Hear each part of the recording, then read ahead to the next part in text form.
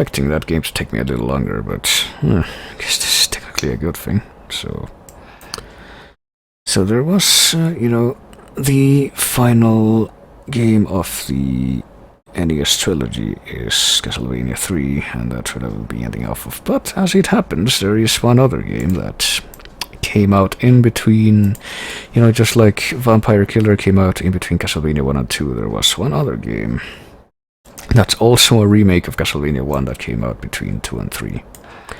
So here we go. This is one of the weirdest things I've ever seen. It's one of the weirdest examples of like spin-off media from this franchise that I've known about. Wonder when the new Castlevania will be out. The Bloodstained game, yeah. So, well, big part of the reason why I'm doing these marathons to start with is to prepare for that, I guess.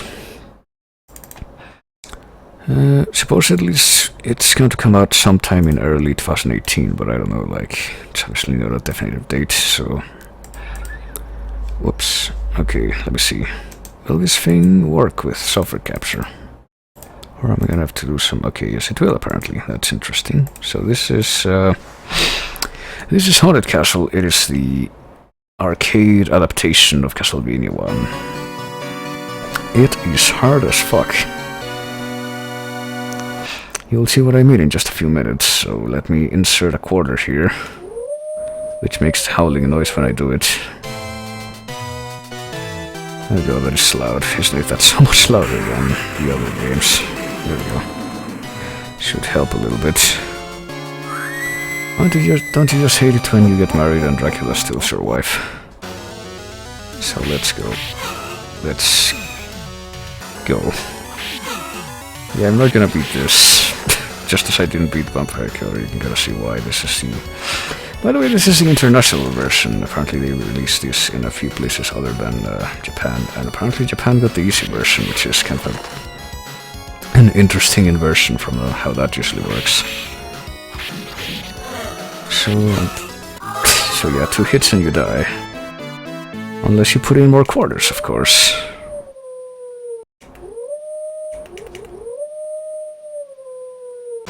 By the way, if you put in those quarters, you can, if you press the one-player button start, you can extend your health bar, but that has the side effect of taking away your extra lives, pretty much. You trade in extra lives for a longer health bar, which I've never seen any other game like this do. But hey, here we are. Also, don't watch out for those statues that fall over, because they hurt you. Watch out for the crosses that fall over, because they become zombie spawn points. I've never beaten this on my own either, so there's no way I'm going to be able to do it, so... Yep. There. Also, watch out for this wall, because it will murder you. Ah, jeez. See, it becomes the killer floor tiles from Legend of Zelda. See if I can at least beat the first level in this version.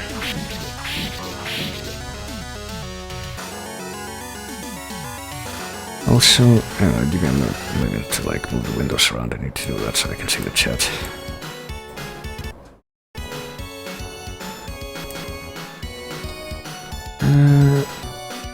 It walks like yes. Yeah, that's a common comment you'll find.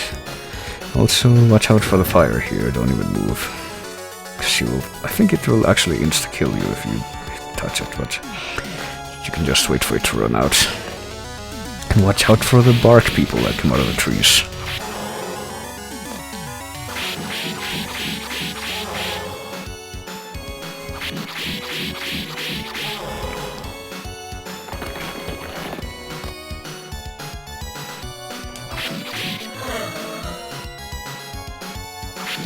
Oh boy, okay. Also we need those cartoon bombs, we need those for this next boss. That's coming up right here, I believe. You just stand right under the 93 grave here. You should be able to get all the bats here without any of them hitting you. So this is definitely, as you might have divined from all the stuff I'm saying and how I'm doing it. You really need to memorize everything that happens in this if you want any chance at beating it.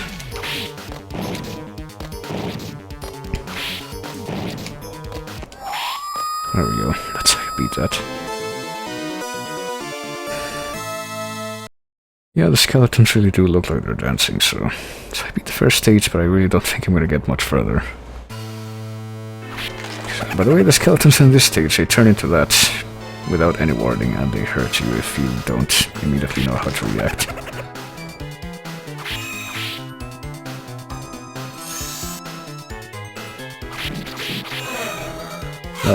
Okay, let's get the boomerang. Let's see if we can build that. I just lost 18 hearts, if you see that. Well, maybe it was more than that, like, or less than that, like, the health bar plus however many more it had was 18. That's probably what it was, but... Like, you see all the damage you take in this, that's so much more than what you take in the Japanese version, which I guess I'm going to be playing after this. Who knows?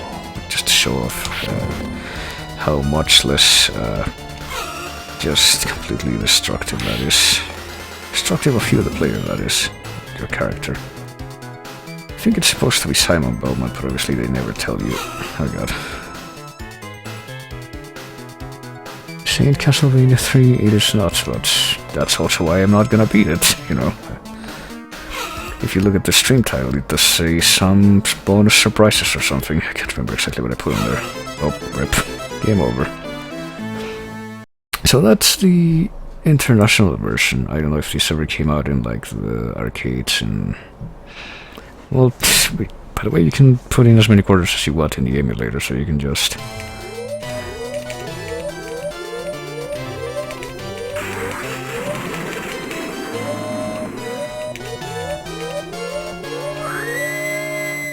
You can just make the wolf howl along to the music.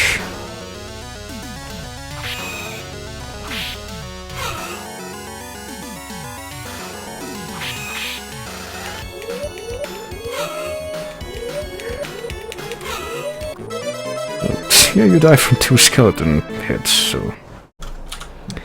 Let me see if I can pull up the Japanese version, though it crashed. For some reason it crashes when I try to capture it sometimes. Let me try that again. Go into this thing. Go into the full list. Version N is the one I want, something like that. There's like 5 versions of this. Yes, totally. You can trust me. Why would I lie to you? There we go. So let's put in more quarters. Oh no.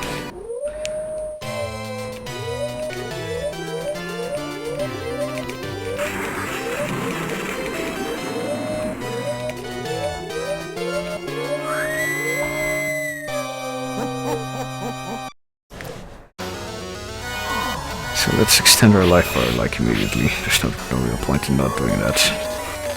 You notice too how you can't continue when you lose all your health or when you lose all your lives, depending on what you do. Like they don't let you do that even if you put more quarters in. Or credits or whatever you want to say. Like you can keep putting them in after the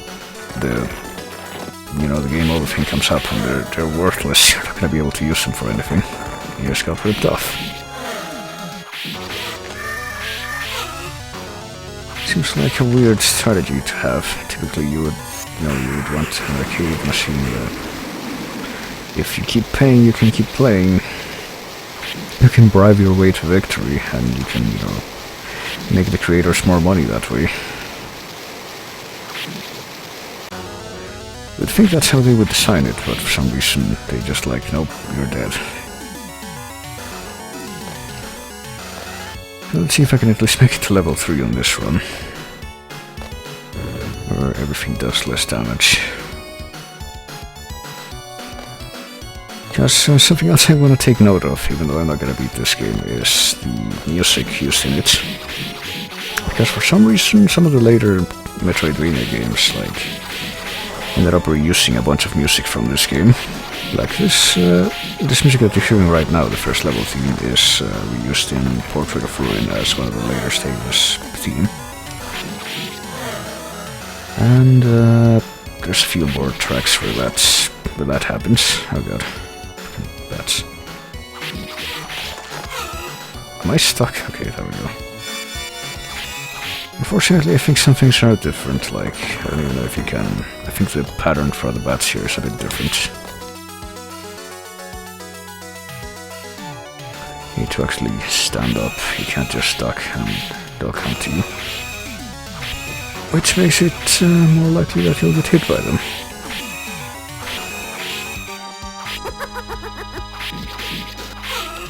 I don't even know if the bomb trick even works. Okay, I think it only works if you know, he actually hits where she's, there we go, where she's standing. Like, it doesn't work if the bomb goes through her before that. Like, I think that's how it did work in the other version. So let's see, like I said, I'll see if how far I can actually get in this before I'm completely destroyed. I've never gotten past stage 3 on my own, I've only played this for like a few times, but I've never gotten past stage 3 on my own. Just so we're clear on that. Oh boy, we got another sub weapon and another main weapon, I forgot about this. Guess I missed that last time. Got the flail. I don't know if it's a morning star from Simon's Quest, could it be? Probably not. Oh god.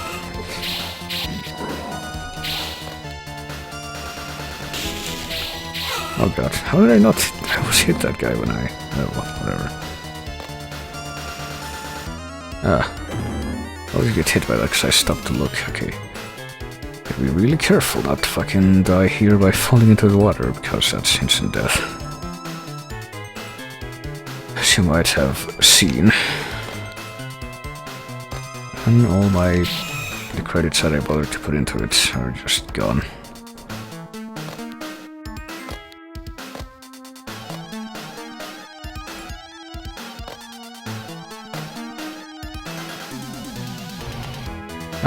Okay, that was really close, goddammit. Oh, there's a stopwatch. I think I actually want the stopwatch over the boomerang for the boss of this stage. I've never managed to get past that fucking flock of bats. Like, remember they were there ahead of time and not get hit by them.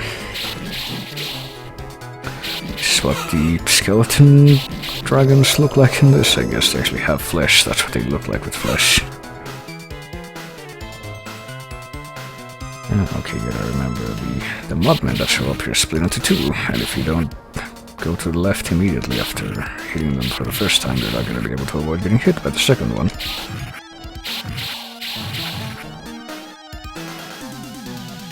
Alright. We're almost to the boss of the second stage, I think. Just need to not get hit by the bats. Oh god. Don't even bother fighting that thing, it's not worth it. Watch out for the one merman that's gonna come up here at some point. There he is. I think there's another one actually that does come up. You actually know to expect him this time. Yeah, this really is all memorization. There's not gonna fucking beat it otherwise. I can promise you that. So, this is why you want the stopwatch. You want to kill this guy by just freezing him in that position and just hitting him over and over. So yeah, we made it to level 3, which has, you know, the predilect soundtrack of Castlevania again. It's Bloody Tears, I believe, as soon as the level actually loads. Yeah, there he goes. And the fleamen are here, they look like actual hunchbacks now. Yeah, it's kind of interesting that they should, you know, the way they integrate that, the song into a little something that we will see in just a minute. Hopefully, unless I somehow die before then. Which probably won't happen, but let's not jinx it. That way you get transported into an alternate dimension where you get attacked by 3 harpies, and this is never explained. And it never happens again.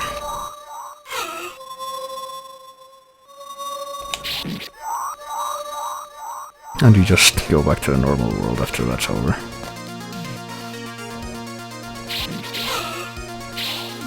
Well, I know you're still in there. Yeah.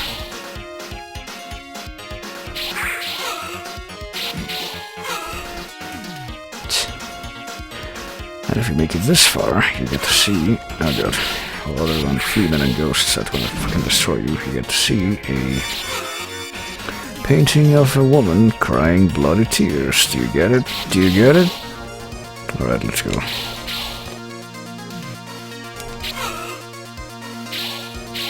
Okay, let's kill the evil food that comes out of... tries to kill you. I haven't made it much farther than this, actually. It's gonna be like the farthest I've ever made it in this game.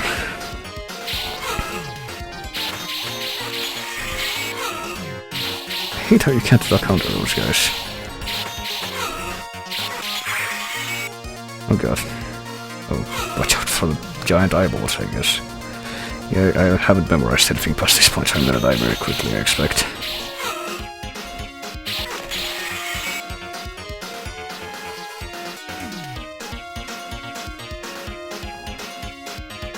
Oh god. Especially if you get ambushed like that. Jesus Christ. Oh yeah, here's the boss. Did you ever see the movie, Young Sherlock Holmes? It was an interesting movie.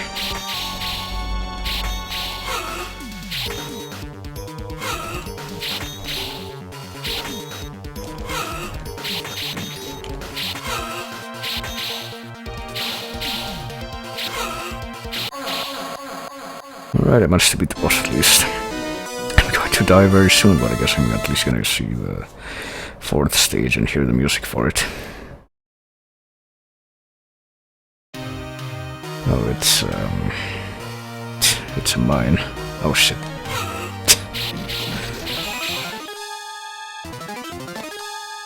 Oh, okay.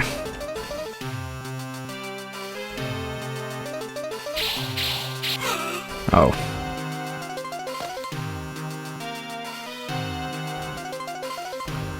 So yeah, I have absolutely no idea what to expect here, like I said. I'm dying slowly but swiftly.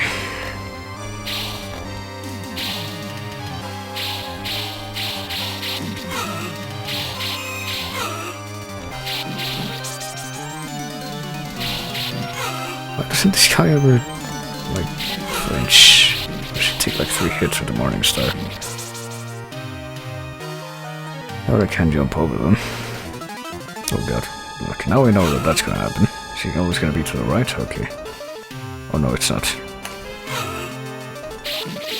Oh god, I'm gonna get hit by that as well. At least you don't take fall damage in this. I wouldn't put it past this game.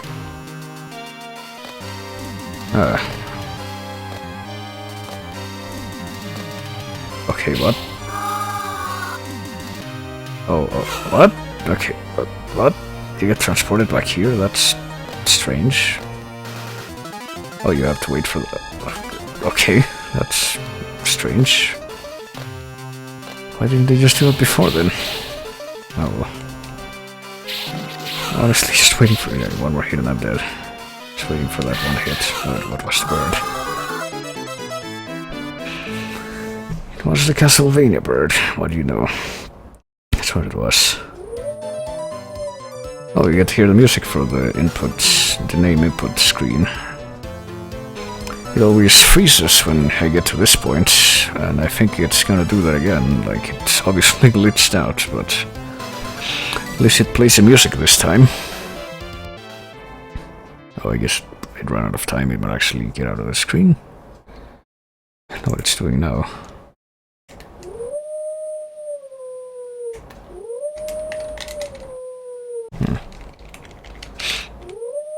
Oh god, yeah, okay, never mind. Just reboot it, I guess.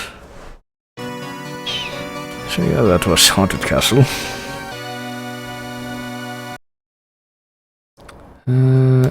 That that was the arcade adaptation of Castlevania 1, I guess. And what do you know, MAME did not crash before I manually exited out of it. That's a victory. An interesting victory, so now all that remains is the, the predilect member of the NES trilogy, the one that I've actually been wanting to get to, because that Castlevania Netflix series that premieres tomorrow is supposedly gonna be based on this. So let me get started with this, just after I check off a few things here.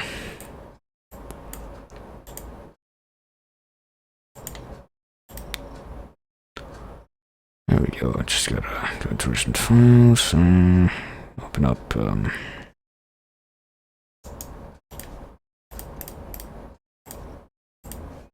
that thing.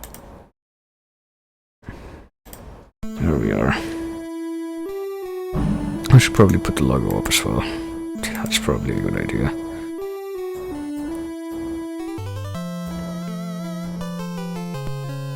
Just gotta find it first.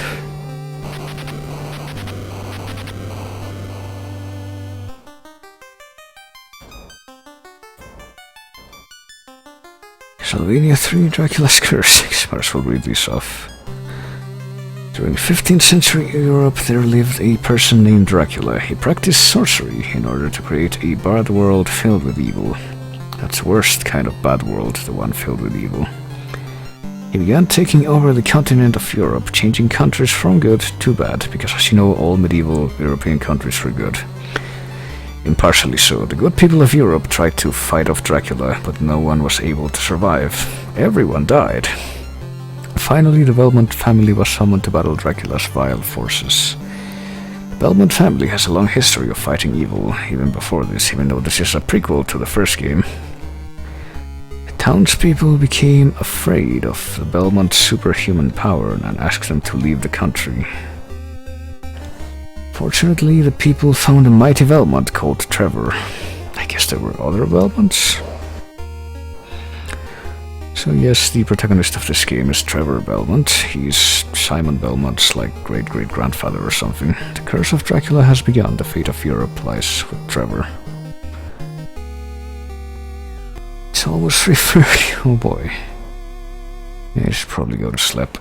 I'm having no luck finding the logo for this game in my folder. There it is. And actually, I'm gonna take that as an opportunity to take a quick break myself. Hang on. Make it smaller so it'll fit up here.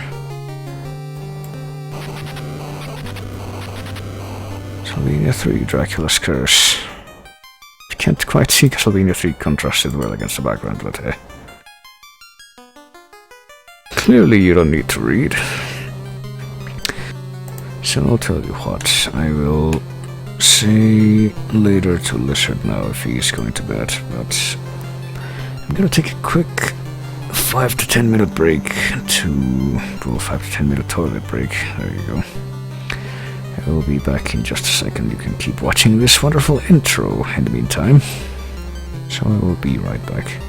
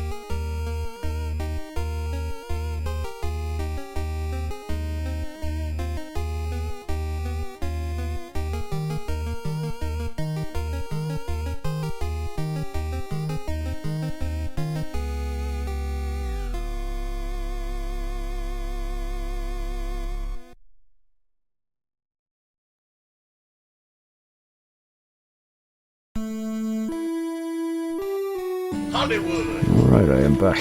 And apparently I'm just in time to say goodnight to Lizard one more time. Here we go.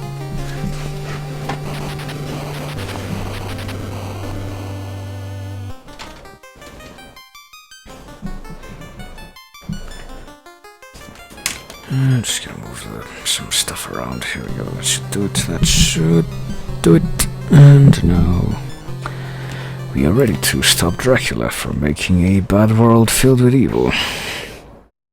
Well, at least this is like... Okay, this doesn't last any time if you don't press anything, then you just get pushed right back to the little opening scroll. So this is technically the second game to... But even if you press select, if you don't pick anything, then you get sent back to the... That's so weird. Oh, well, I guess I'm gonna... keep doing that, because I want to... You know what? No, I'm gonna do this instead. I'm gonna do this so I can speak. Hang on, where is it? There. The second game.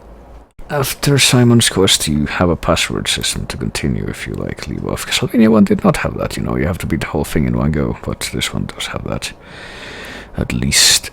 So let's just start the game though. It's gonna go much like, it goes back to the style of Castlevania 1. So how many letters do we got here? 4 letters. No, 8 letters. Like, that's 4 letters times 2. That's probably what my brain was trying to articulate there. So I think I can fit my name there. Sure, I'll do it. Oh, here we go.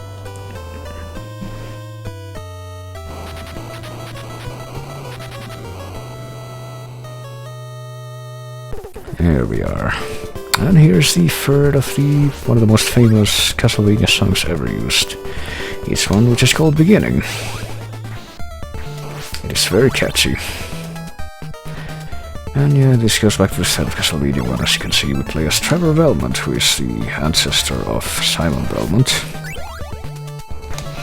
This game is also way harder, but it is also quite a bit more memorable. What's your name? Isn't it though? Maybe it's been my name all along and I just chose not to reveal it before I made this channel.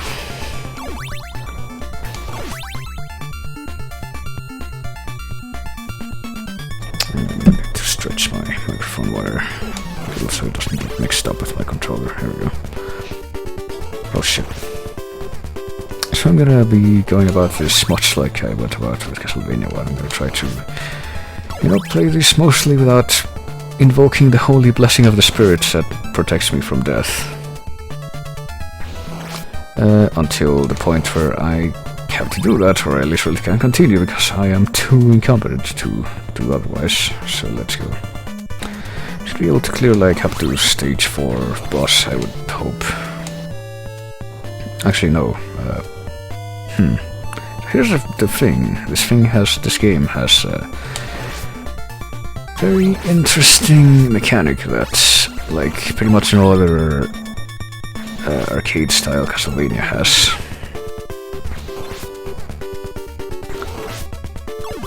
But yeah, that's totally what I should have called myself. And that's actually gonna determine which ending you get. There's a few endings you can get, and you know, as you might imagine, it's not based on how quickly you do it. That will make any sense, or it's not based on like how often you die while trying to get there either. No, it's based on a certain variable that you can have as you go through this game, which is considerably longer than Castlevania 1, as you'll find out. There's quite a few more stages than that.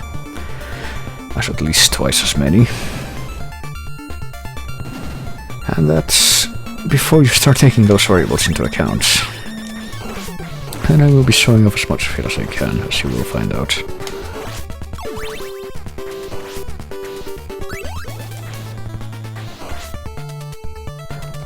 But first, let's just, let's just pretend that I'm not already talking about that. We just try to get to the first stage here. The first stage, which should serve as a warning as to how difficult this is going to get by the fact that the flea men are already here. they're already hounding you. In this first stage, at least you get wall meat, you know. I actually wasn't sure if there was going to be anything there, but figured if you can break that block, there's probably something there.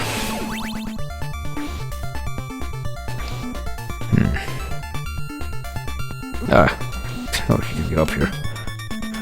I still don't like that you can turn around when you're crouching. Oh shit. So the boneheads work much the same as they do in Castlevania 1, I guess. They shoot a projectile that's kind of in the middle, so you can't duck under it. You have to whip it out of the way. Strike it out of the way, I guess. And the zombies look a bit different, but you know, the zombies in the first level of Castlevania 1 look a bit goofy. See, this is a good design choice. Can just stylize them a little more. Oh shit.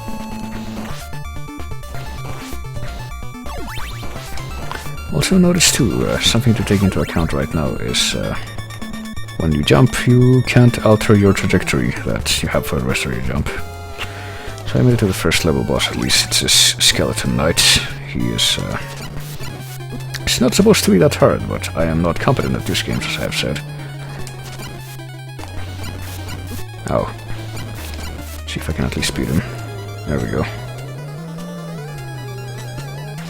Notice too his design, how he kind of... he has the shield and he kind of rises up out of that. Something to keep in mind for a few games later. Why can't Castlevania turn while crouching? I would like to know that too.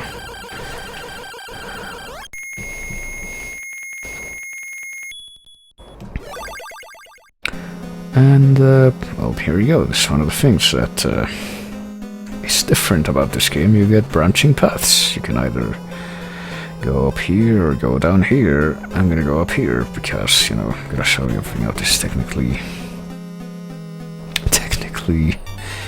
optional, but it's another one of those tracks that gets reused a bunch, remixed a bunch in later games. It's the clockwork track, because this is the clock tower.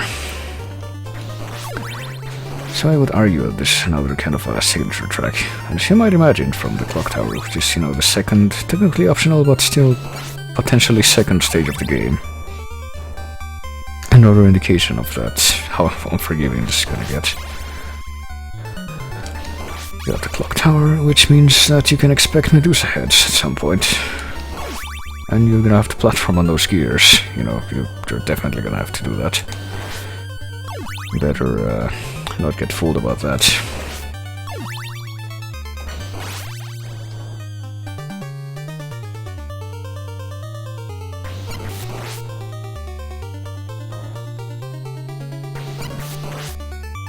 So let's see. I don't think the enemies in this are going to be very much different from the enemies in like the early Castlevania 1 stages. If nothing else.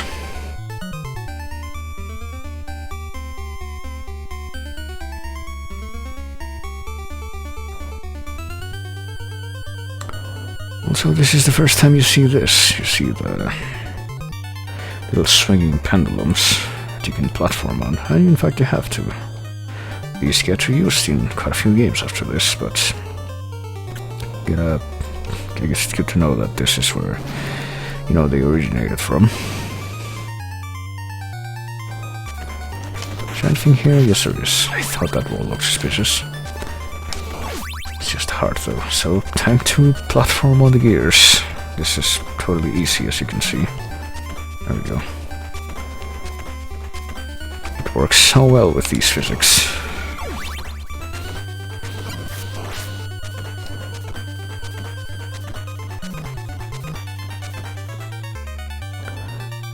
And there are the Medusa heads. See, they didn't take too long to come out. Oh shit, okay. You know, I thought the Medusa heads are supposed to, like, show up on whichever side of the screen. Like, show up from whichever side of the screen you're farthest from. So it's kind of weird to see them, like, pop up in your face like that sometimes. Can't really do too much about that.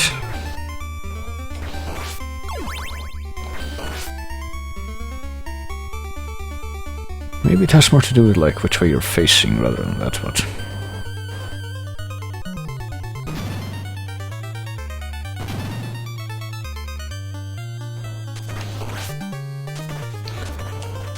There we go. That's a really finicky jump, but mostly works. I don't know what weapon I want for the boss at this stage.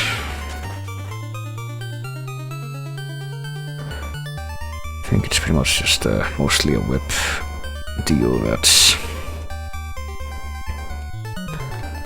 Mostly whipping him works. You don't really need to rely too much on sub-weapons just yet. I guess Holy Water would be good, but Holy Water is good for like all NES Castlevania bosses. That's a thing. 1 and 3 at least, you know, it's not quite as effective in 2 as you saw. It's better to use the other sub-weapons on the bosses there. For what that's worth. Well, rip. I can't believe I only have 2 lives left, so much like in Castlevania 1, every time you die your whip gets reset. And you have to get the upgrades again to get back up to speed. Oh hey, Platinum Amazing. It's I can't believe I forgot how to pronounce that name. Thank you for the host. I'm glad you could assuming you're watching, I'm glad you could check it out. Check out the first iteration of this little festival I've decided to start on my own here. So let's see if I can make this jump without, you know, getting pushed off this time. There we go.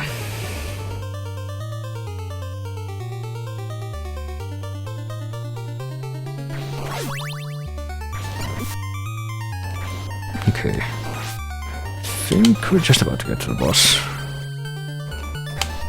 Oh yeah, I thought that the wall looked kind of suspicious. Wall meat. I think I'm getting you know, I haven't actually played a lot of these classic Castlevania games like competently on my own, so I think the more I'm doing so now, the more of a nose I'm developing for this sort of thing. Oh boy, whip upgrade. And here's a boss. It's this dude with huge hands and kind of an egghead who throws knives. He's a suspicious character, he is. So let's whip him until he also kind of climbs on the wall sometimes, but I don't see him doing that too much. Oh god, oh god. Okay, he died. Well, he didn't really die, he's still on the floor, as you'll observe there. That was really close though. And when we beat him, what's this? Turn into a pirate. So this is Grant. Grant the Nasty is his name. He dreamed he was turned into a ghost. That was a ghost, apparently. Please take me with you. My family was killed by Dracula. So let's take him with us, shall we? So here is the... I can help you a lot because I am very fast, he says. Here's something else unique about this game. You can have little helpers that, well, not really helpers as much as, I guess, alternative characters that you can play as you proceed through the game. And, well, it looks like we might have been able to get to the castle through the clock tower, but the bridge collapsed. So it was a fake out. So now we have not only Trevor, but Grant at our disposal as well. As you can see, that's his picture in the top right, and if we press select, we can switch to Grant. And now Trevor's in the top right, and we can play as Grant, which we might be very interested in doing, because he can do this, he can climb on the walls, and he can, you know, jape the stages, do like the Mario 1-2 trick. But of course, as far as attacking, well, there's a few more, you know, things that kind of give him an edge, but as far as attacking, for the most part, Trevor is still more powerful, he has more horizontal reach. But something else interesting that Grant is able to do is he can control his jump physics, like so I said, before I actually do it. There we go, you can flail back and forth while jumping, which does make some platforming considerably easier. He also jumps a lot higher, as you might have noticed. Okay. I actually need to... okay. Oh, shit.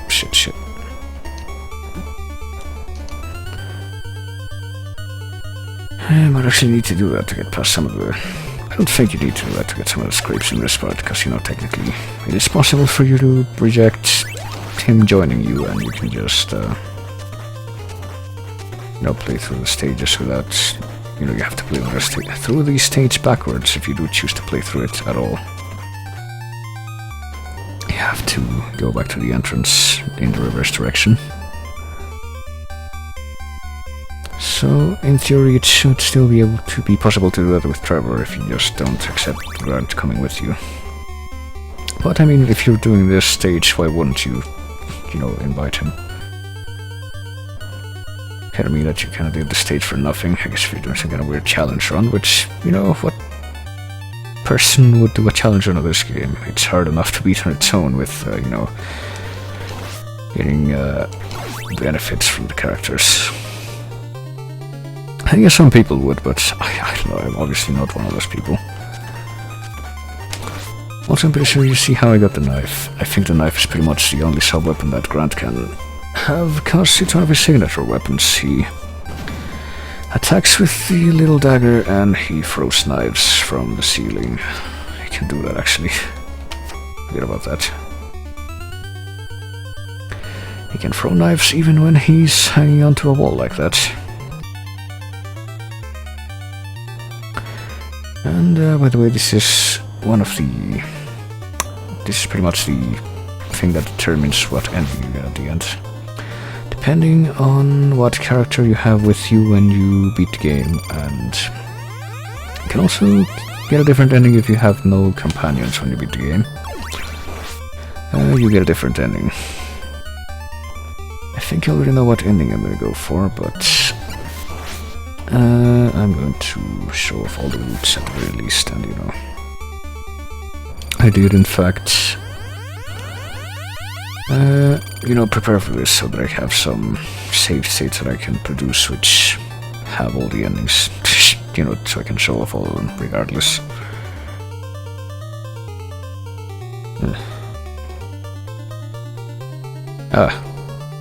Lucky. Oh god, that's really lucky actually. Oh.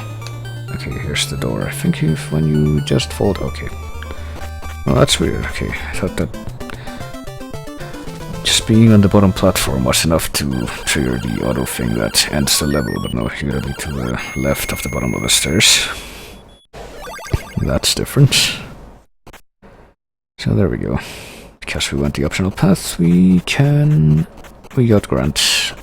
And now there'll be a few more forks in the road, actually. There's one major fork in the road coming up in the middle of this level, which is called Mad Forest, and it has pretty catchy music as well. It's reused in a few other games, but not as much as some other tracks. By the way, speaking of Castlevania birds, guess what we have here? Got owls, which are always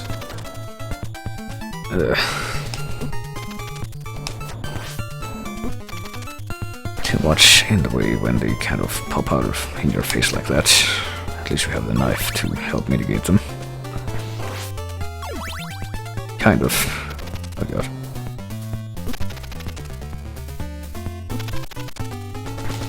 You know, I might actually have to end up adding some of that. Adding like a little sound clip from the Castlevania Birds video to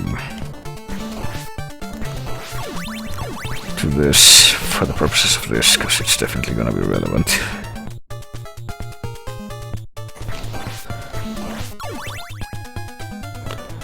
So let me see, like I said, I'm gonna see if I can get to the end of stage 4 without turning on the massive divine health blessing.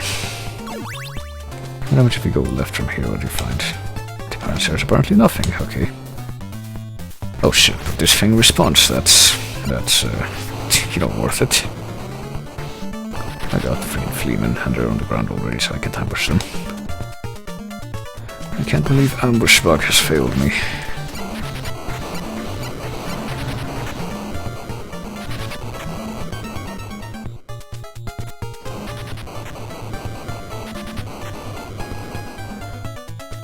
There we go.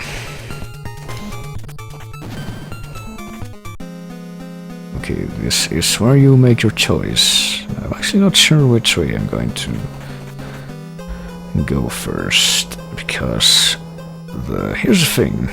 The upper path leads to the ending I want to get, so I want to stick with that to the end, but the lower path leads to the more difficult area.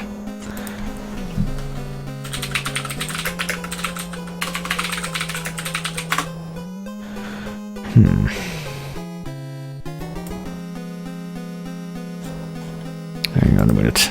There's like a flowchart somewhere that's like there we go. It tells you how the branching paths work. Here we go.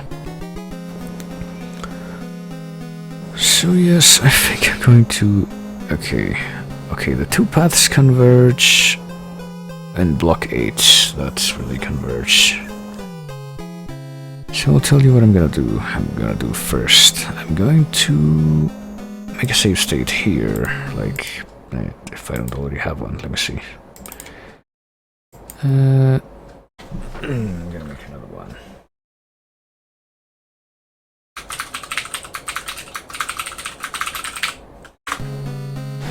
And I'm going to take the upper path first. And I'm gonna complete that, gonna follow through that until I get to block 8. And once I do that, I'm gonna go back in time to this point and choose the other path. Because, you know, there are 3 companions you can find in the game, but you can only find 2 on any given, a maximum of 2 on any given run through. You can always find Grant, but depending on which path you take here, you can either find one of the other 2.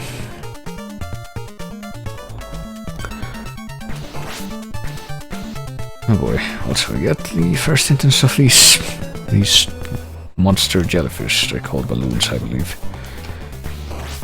Actually, kind of one of the more interesting monster designs in the Castlevania games, for no other reason than, I don't know if they're supposed to be just like generic jellyfish-like monsters that sprout into spores like that, but they actually remind me of a creature that's like very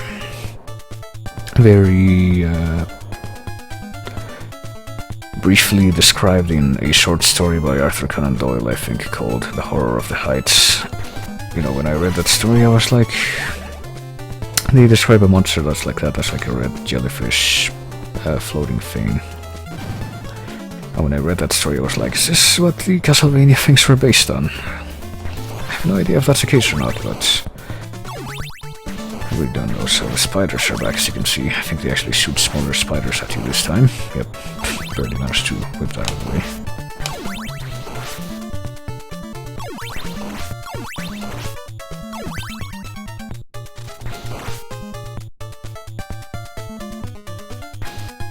Oh god, okay, I did not manage to whip that out of the way. As you can see, this is level 3, yet we're already taking like a fourth of the health bar on every hit. It's not gonna get any easier, and there's way more than 6 levels on this one, let me tell you, so at least we made it to the boss here. The boss, which as you can see, there is a Cyclops, but it doesn't actually come to life until you get in range of it, I guess. So the strategy here is pretty simple. You just stand here and it can never hit you, pretty much. Nope, unless you time things poorly, of course. Come on over here, but don't charge. He can charge sometimes, he like starts moving faster. Something tells me he's not gonna do that now, though. Okay. And there we go. Cyclops guy is dead. And we are about to get another companion here. You see these statues in the back? They look very inconspicuous, don't they?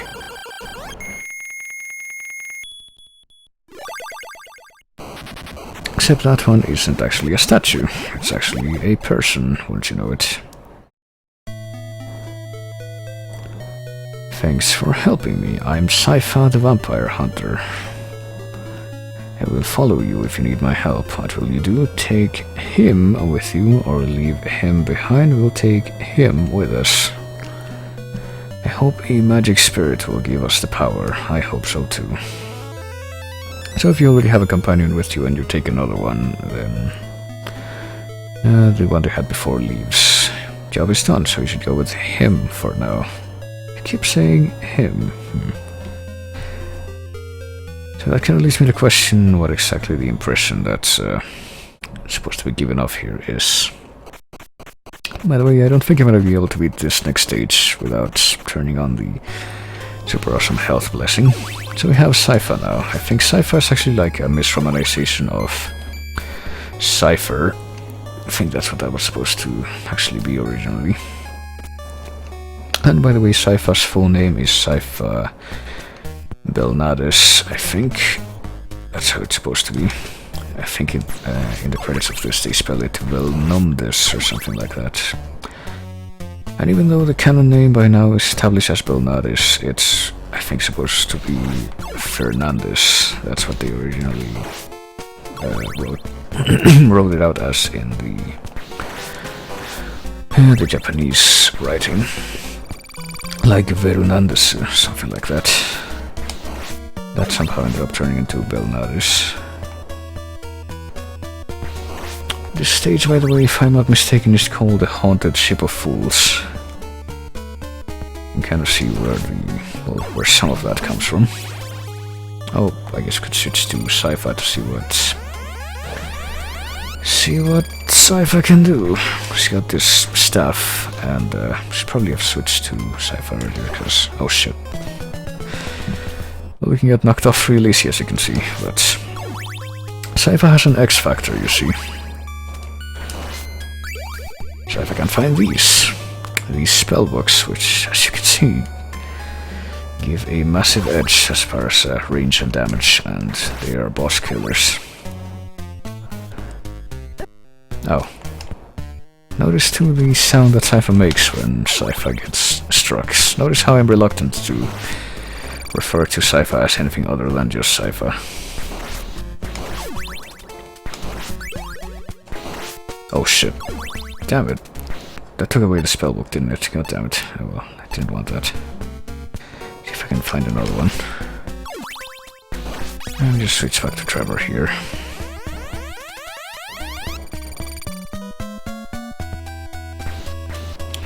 If I can get this guy. There we go.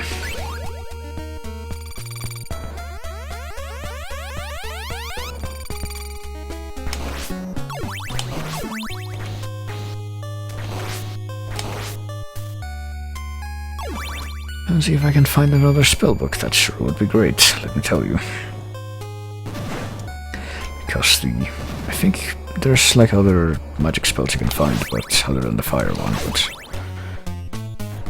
as far as I'm aware, the fire one is the only one that you can find in this particular level. And you know, it does give a very good edge, as we've seen when we do actually have it. So I would definitely like to have it, Jesus Christ.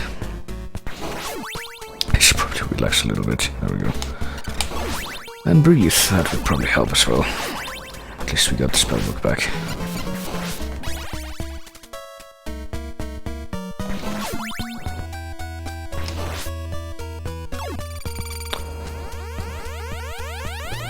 So, you know, having the multiple characters does give you more of a repertoire of stuff that you can use to your advantage. You know, of these bizarre situations.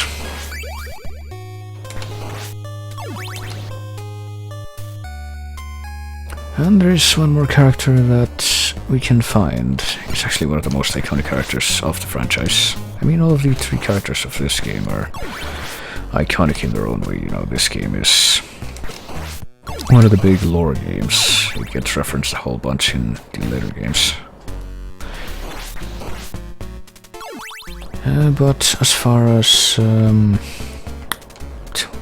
what was I saying before that even?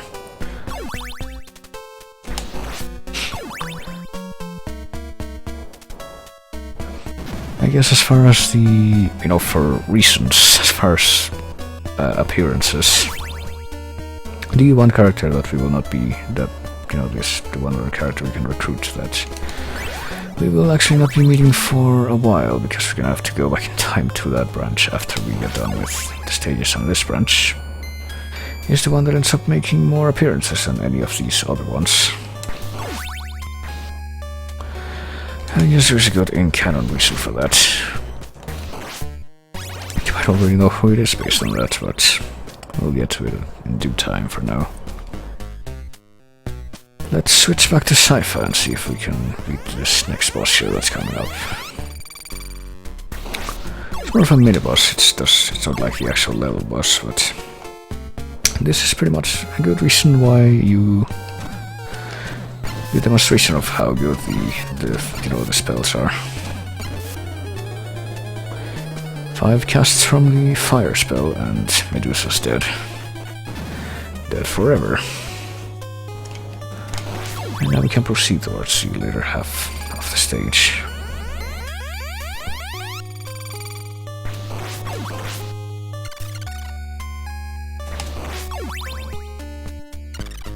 Oh, Jesus Christ. I don't know if that hit me or not, but it's pretty cheap if so.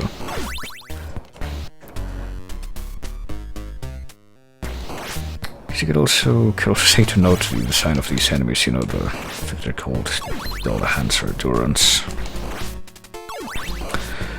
The headless spirits that have their head on one hand and a sword on the other. Notice how they have that kind of design with the rapier. And they have a generally purple attire with their pale skin and their head. That's actually going to be a recurring enemy in quite a few other games. And it reuses the same basic design, so again, good to know the one that was the original, I guess. Also physics. That sure is fun and not nerve-wracking.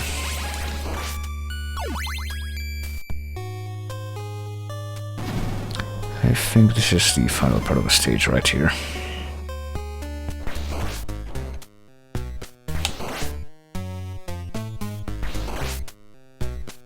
So the actual stage boss is gonna be coming up before long. Sure, I'm glad that that bird there just kind of flew off. Oh god.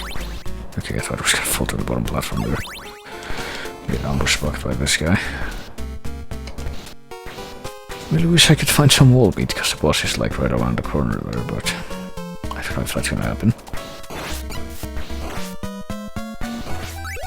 Okay.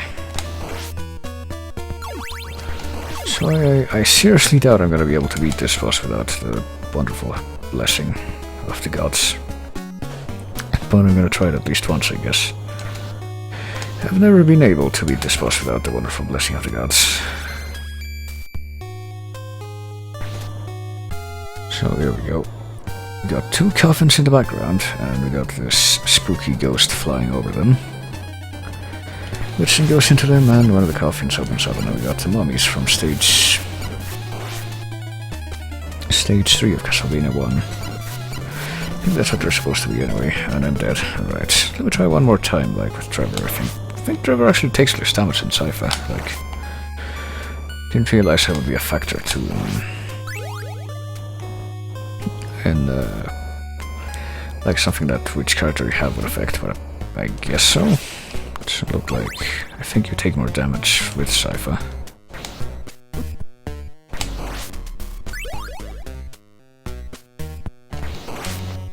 Because Sci-Fi's a fragile, skinny little dude who's totally a dude. Who's totally a him. Because, no one would ever have any problem with being referred to as, or no woman would ever have any problem hiding her or being respected as a woman in the Middle Ages. No woman would ever have any reason to hide her identity as a woman. Just saying. Okay, let me try this one more time. I was kind of switch to Sci-Fi there so I could see if I could find a spell book in that room. I guess not. Pretty sure you find it if you like search all the candles in that room, but I didn't find it there. As you might imagine here too, even if you... Okay, so I beat the mummies, but as it happens, it's not over yet, because there's another coffin over there, and guess who's gonna come out of that one? It's our old friend, the Cyclops. Let's see if I can try to beat this guy legit. I don't know, this would be the first time definitely. There's no like safe platform like there was in the other Cyclops fight. So it's got a bit trickier, you might say, and you would be right. But it looks like I kinda got it down. I don't know. This would be the first time I've ever been able to beat this boss without the holy blessing of the health spirit.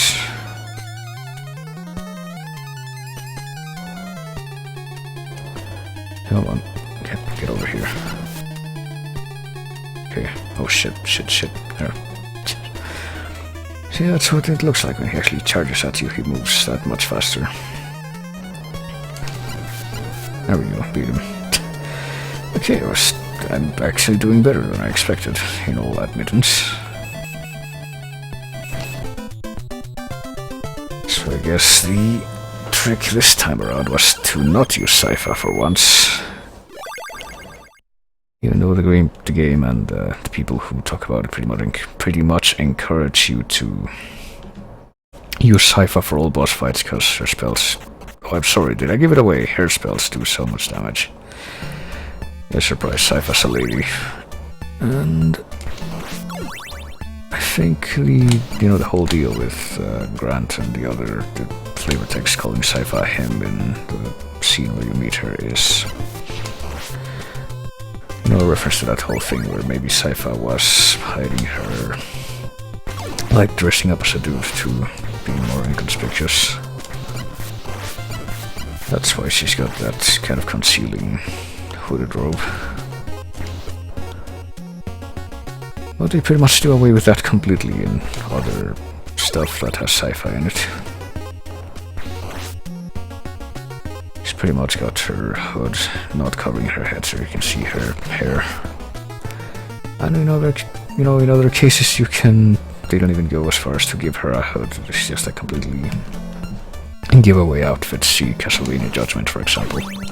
Which we will get to, but not for quite a long while. Okay. And as you can see, we got the flying skeletons here, which are slightly more hittable variety of Medusa heads, I guess you could say. Okay. Barely avoided that. Oh god, and ox armors.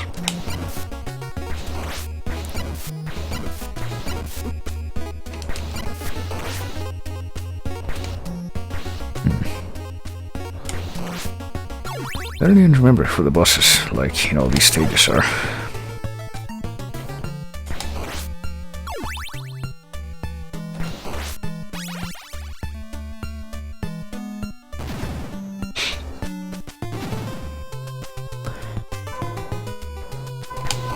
And I'm not sure what this song is called. I guess it's not quite as catchy as some of the other ones. I don't think I've ever heard it remixed in any of the other games. But not to say it's bad. It sounds pretty good, but not quite as iconic, I guess.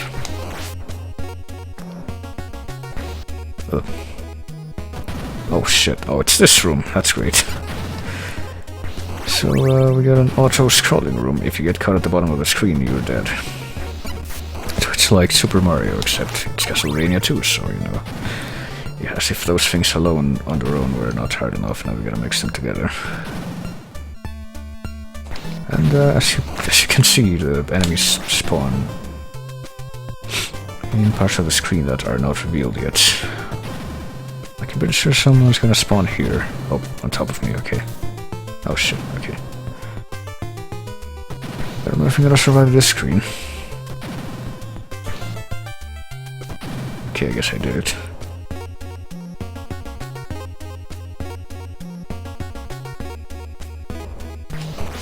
Jesus Christ, these things just keep coming. Oh, I survived the screen, but then that happened. And it sent me back here, oh boy.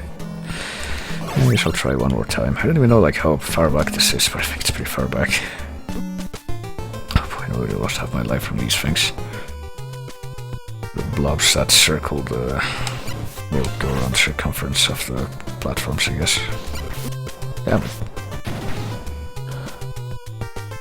Okay, well at least now I know that one of the knights is gonna spawn on top of me when I go to a certain platform. Oh god.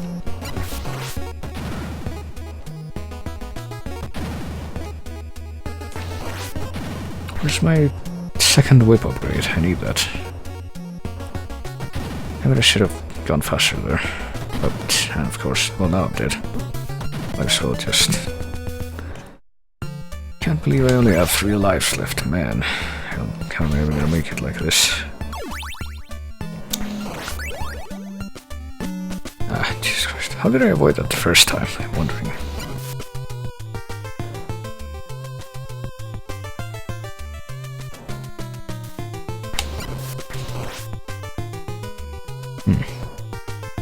So when does the screen start to go up exactly? I don't actually know. Shit. Is he gonna do it now? Yep, it's gonna do it now. Just walk past that guy, I didn't even care.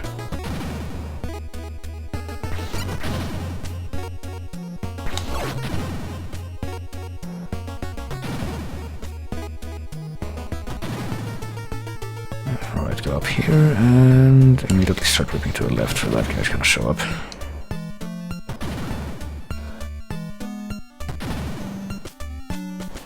Outrun, you know, at least you don't like die if you try to outrun the screen. That would be terrible.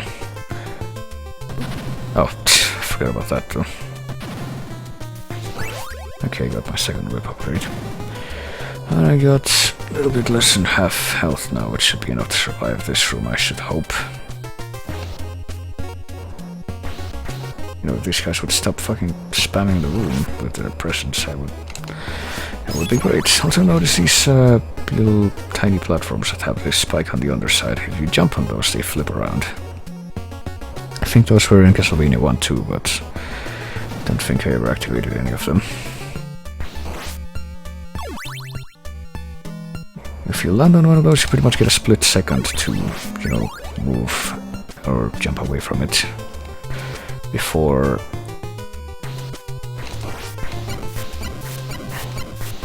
And before you fall along with it, when it... Well, you don't fall along with it, but like fall through it if you... Oh shit. If you fall... If you're standing on it when it flips, that's what I'm trying to say. Oh, this fucking room. Yeah. Gotta find like just the right pixel to stand in while you...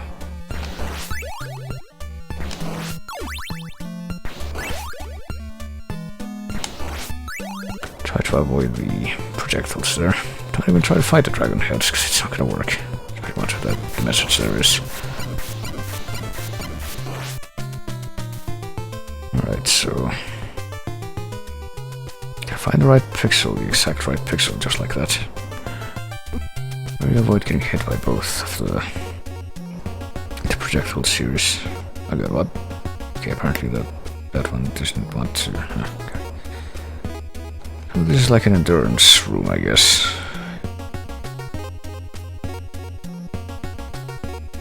Just gotta get to the end without running out of health.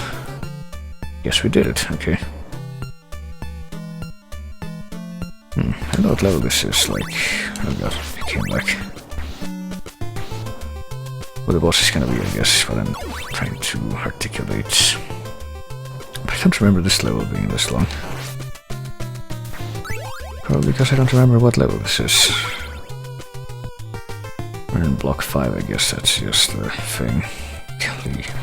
Oh, we made it to the boss, okay. I think I know where the boss is too. I think we get like wall meat in one of these things. There we go. See if I can try to beat him. It's Frankenstein's monster again. We can, should be able to beat him, like... Yeah, if we hit him any part of his body, not just the head. There we go. Yeah. It's actually easier than I remember. That was not so bad. I thought it was gonna be like another 3 coffins or something. That would have been terrible. But that is something that we are gonna have to fight at some point, that much I'm sure of. So that was... Well, let me see what that level was called. Just out of curiosity, that was... Oh shit. Well, I'm gonna get hit there, because I was distracted, but... I want to see like the names of the levels, because I know that they all have their own names, other than just block 1, block 3, whatever.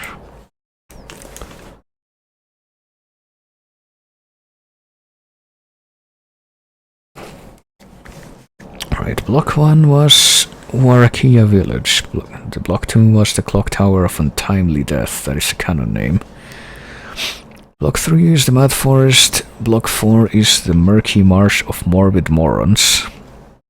Block 4A, which is the one we get if we...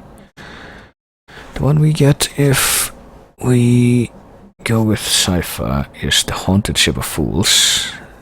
That last block was Curse Castle, and the one we just entered is called... What? Okay, that was block 5. Block 6. Okay, 6OA.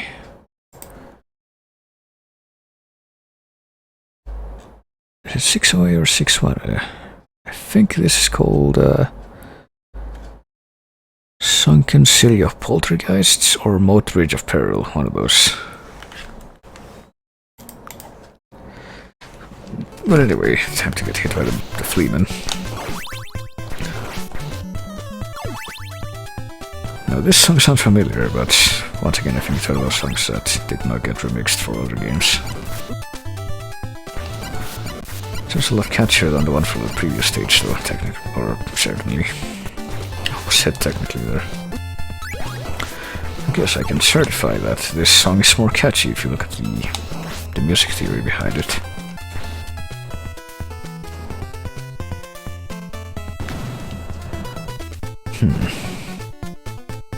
And I remember this. I don't like this. You got the mermen going in under the water. They look like shadows when they're doing that. They flicker, so it's kind of hard to see them sometimes.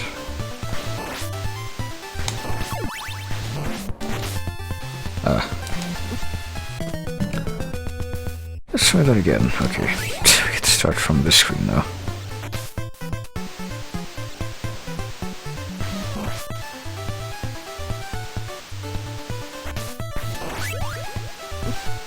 Just kind of trying to cheese it now. Don't know if that's gonna work out for me. I didn't think it would. Oh, notice how you get like... You get... your movement is affected by the current of the water there. Depending on which side of the waterfall you're on. That the water that falls off the little canal platform is over a big canal platform, but depending on which side of the flow you are, I guess. Is the way to put it. Oh, okay, that was so close. Damn it. That was so close that it actually hit me. Okay.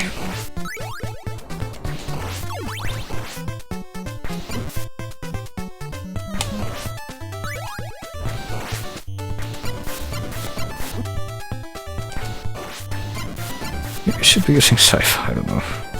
I don't know if Sci-Fi would be that much more useful for this level design. Pretty much saving her for the... Well, I was gonna say pretty much saving her for the bosses, but... Like I didn't even use her for the boss of the last stage, when she probably would have actually been useful.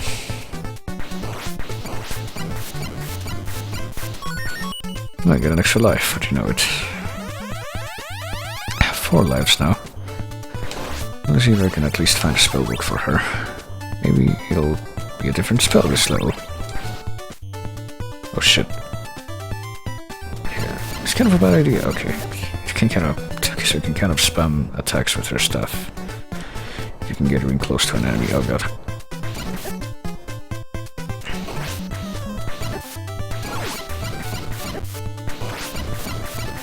Doesn't really work out though, does it? I just want to know, like, what magic stuff I can get in this stage. Just beat everything to death with your stick. Is there anything here? Like, this looks like a really suspicious, maybe there's wall meat in here kind of wall, but I guess not.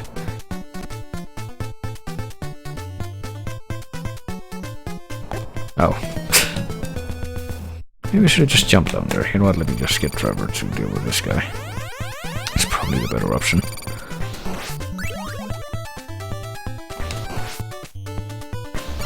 Ah.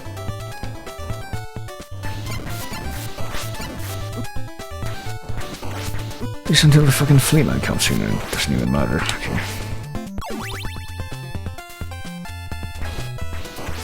Oh, damn it.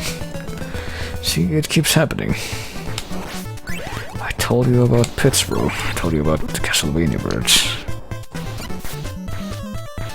Ow. Oh, you get the second whip upgrade right away, okay. Damn it.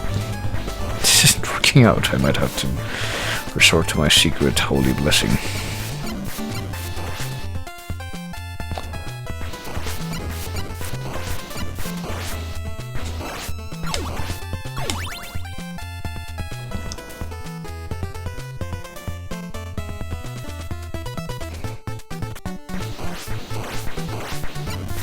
Oh god, no, there's no way I'm gonna be able to counter that. Let me try one more time, see if I can get past this guy without, you know, using the holy blessing. And like not lose all my health in the process.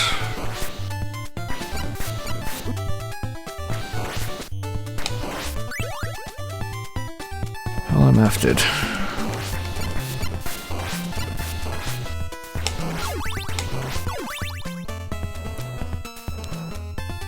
Time to see how quickly I can go full dead.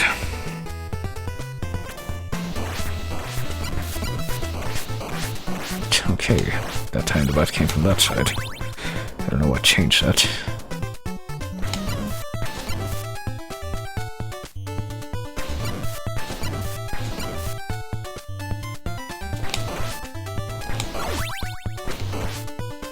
Oh shit. Oh wow. Somehow able to counter that.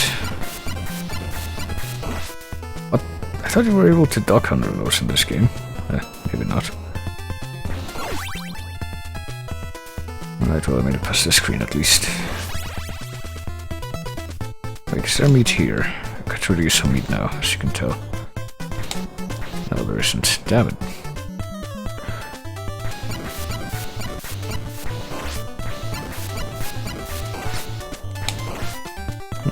Sure, whatever. I don't have anything else. Sometimes the fireballs from the dragon heads do shoot like high or low, but only sometimes. Oh god. You know what? I think it's time to call upon the gods' power here.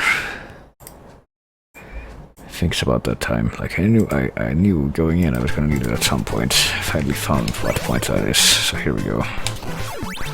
Trevor kneels in prayer and receives the blessing of goodness. Long and healthy life.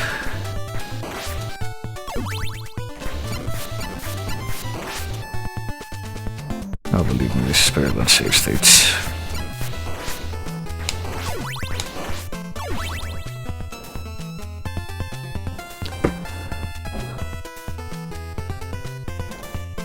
This is better than SNES 9X, I think.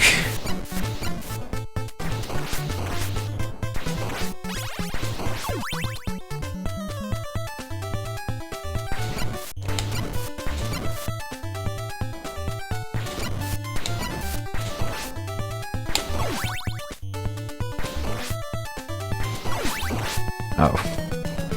Of course, that's still not gonna help me save in case of crash. I don't think it's gonna happen for this one though. I guess I could do that.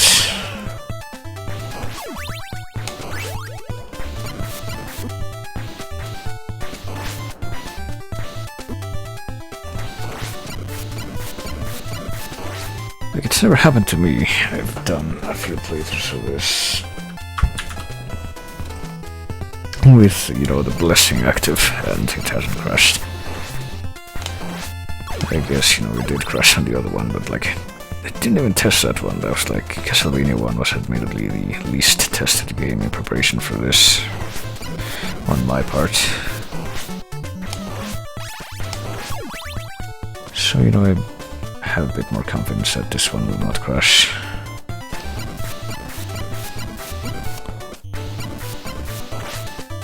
So now I can, you know, focus on my main preoccupation being not falling off the cliffs.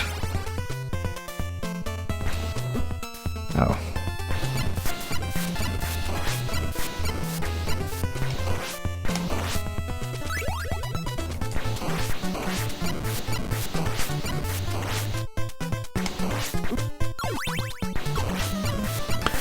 Like, how much you would have bet there's wall meat behind that guy, too? There isn't. Okay, never mind. That's even worse. Like, what happened to all the wall meat reserves that were in Castlevania 1? Oh well, we made it to the next screen. Okay, the bridge is gonna start to collapse. Oh god. I think this is the first scene like this. Actually, no, it isn't. There's a scene like this in Haunted Castle, actually, which came out before this, technically. But a lot of Castlevania games like this, the arcade-style ones, have a scene where you're on a bridge and you gotta keep moving because it's collapsing behind you. So let's see. I think I know who the boss here is gonna be. It's gonna be the snakes, isn't it? The water serpents, the Orphic vipers, depending on what you want to call them. They make a couple of comebacks, excuse me, in other games, but oh god. I'm actually not sure how you're supposed to like fight these dudes without getting killed normally, so come back for Castlevania 3, well, it's happening now, Alex. It's gonna keep happening for, like, another while yet, I'll bet. This is a long game compared to Castlevania 1.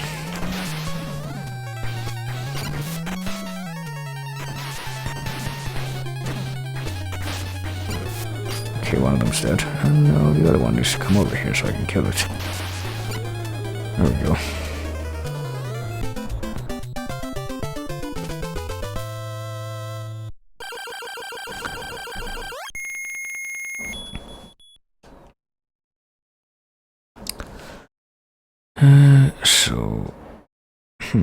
I think we made it to the inside of the castle, I think.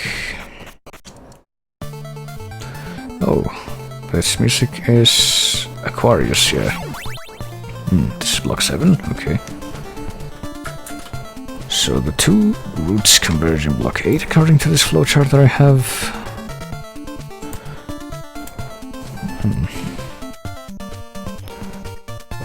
Boss water dragons, yeah. So yeah, block 7 is different depending on which route you take earlier.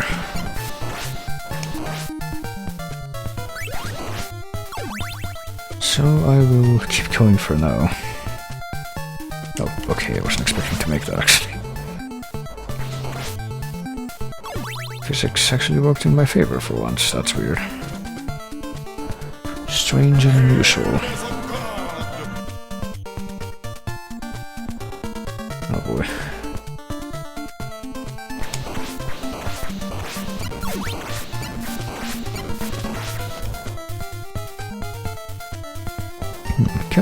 Really paranoid about, like, okay, that's number 2, okay. That's the Roman numeral 2 thing. That lets you have 2 sub-weapons at once, but still no wall meat. But where's the wall meat? I'm really determined to look everywhere so I can find if there's any wall meat reserves anywhere in, near this place. This wall is not breakable, that's unfortunate.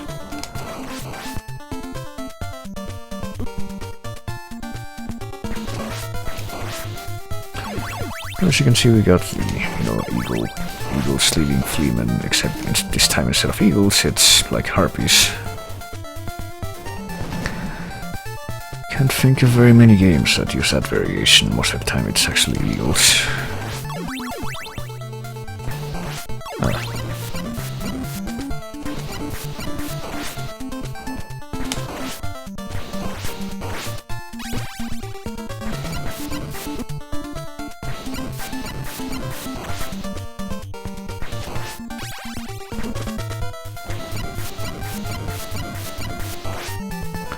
So let's go.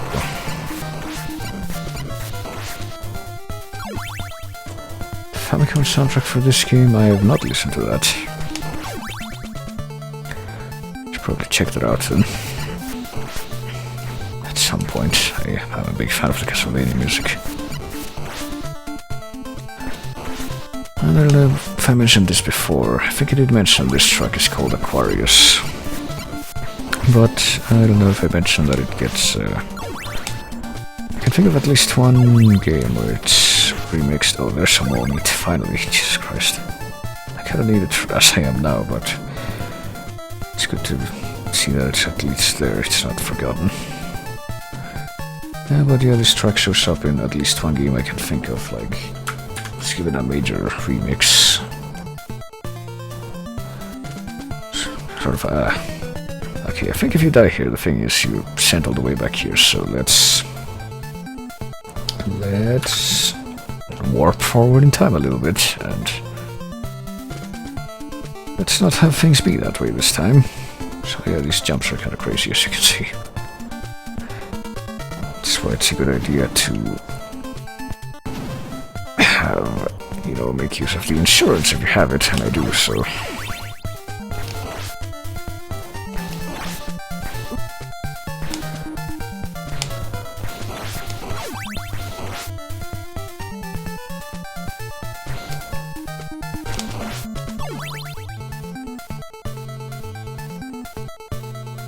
Oh boy, and now we got the opposite of what we saw before. In this room, the screen scrolls slowly down, and we actually have to make our way down without falling completely off the edge. It's not a very long room, thankfully. There we go. Better whip every wall until I can find all the wall meat I've sought so fervently. Apparently it's not here though. That sucks. Every time. Okay, we made it to the boss though.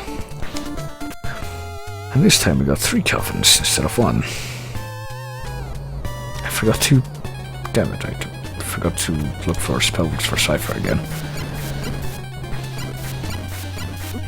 Every time I would fight these armies as the, you know, with the cheat on, I would wonder, how the hell do you kill them without invincibility, you know?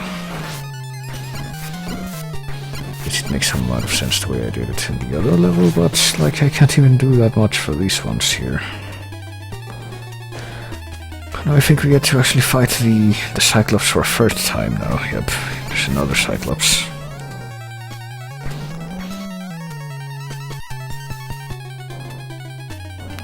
But, as you might imagine, since we only had 2 coffins on the last of these fights that we did, the third monster is going to be something a little bit different. Oh well, whatever, it's dead. Something a little bit different, but that, strangely enough, is the most predictable one out of all of them, I think. So if I somehow was able to, you know, get to this point without taking massive amount of damage, I could probably reasonably beat this even if I wasn't cheating, but it's not the case, so let's just consider that, well, mostly predictable except for when it spits those fireballs. So this demon is apparently called Leviathan, I think. That's the name they give him.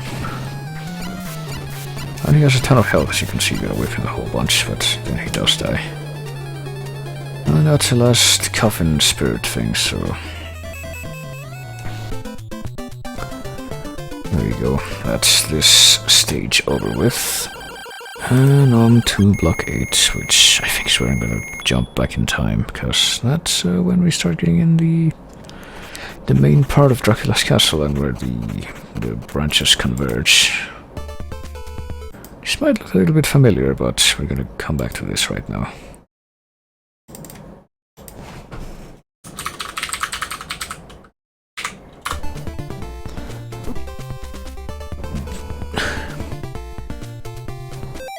Because we're gonna be taking a jump back in time now to the first major branch. Here, all the way back here. Well, you know, if we go that way, we get sci-fi, but if we go this way, we find something else entirely. Get to block 401. Okay, this is the Murky Marsh stage. It makes a lot more sense. Oh god. And this is before I turn the thing on, I think, so I, you know, actually had damage rating. But no longer do I have that. And I'm gonna keep it that way too, because, you know, see how pretty much every time I have that, you know, have the damage thing turned off, and I can actually take damage, I will pretty much be completely destroyed. Eventually. So let's go through the murky marsh here. Looks interesting over there on the left, like... there might be something unique there. There's these toads try to attack me. I think they're supposed to be toads anyway, like monster toads, I guess. Oh, I know there's something here. Where is it? It's wall meat. I will take that. Pretty sure the mudmen, they're like the same designs that were used for the mudmen in the poison marshes in Simon's Quest.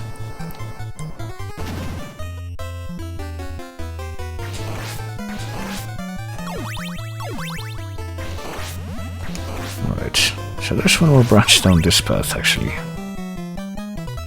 That's like the only sub-branch that exists within the game route, but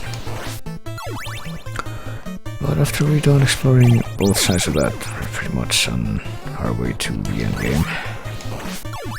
But first we got, and if I recall, there's gonna be another boss here that's actually kind of simple. Like maybe I could have done this without, you know, cheating like I am right now, but...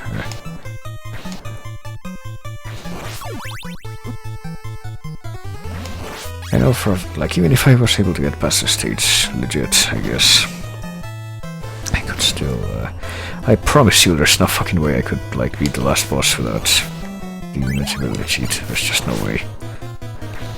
Like, a bunch of people are like that, I think. They're able to make it to Dracula, but can't beat him. It's too difficult. I know that ghost is gonna appear, come on. You can see the insanely flickering flame from here.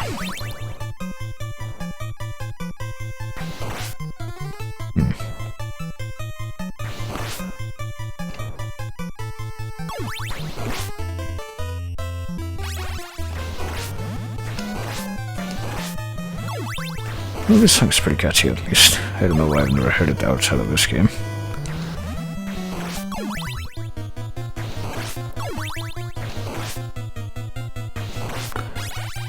So how far are we from the boss? Okay, here we go. The boss, which is a big bat, which splits into smaller bats when you hurt it. So it's actually kinda not as complicated as you might expect. Oh god, and then the bats multiply. Or do they? No, they don't. Hang on. Except they multiplied for some reason. Okay, they do multiply, but okay, they do become even smaller. I thought they were like the same size.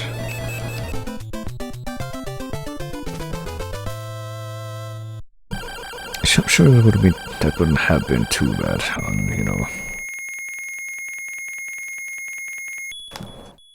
on vanilla mechanics, I guess I could put it that way. But I probably wouldn't have thought so anyway, so... Oh, this is the first stage in which you see these, you know, these enemies that are just eyes that drop gunk on you. They're called peeping eyes, I believe. This is their debut to the franchise, and you get little drops of acid that dissolve the blocks that you can stand on, so... Gotta watch out for that. Oh god, mummies, what? At least they're not like the boss mummies. And fun fact about the kind of background music here, even though it's more fun, it sounds kind of a bit more of an ambient noise than anything else. It's not really melodic or anything. This, you know, this track actually makes a comeback in another game.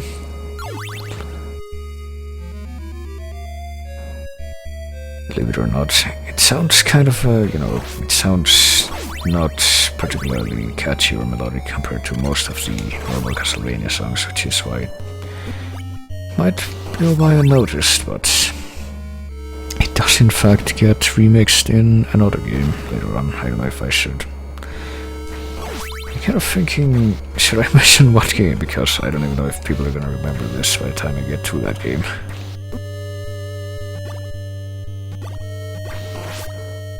I guess something I could do is like get to that game and then like play this version of this track again and compare it to the one they have in that one. It's probably a good idea. Probably what I'm gonna have to do with all the freaking tracks from Haunted Castle that get reused in games that come way later.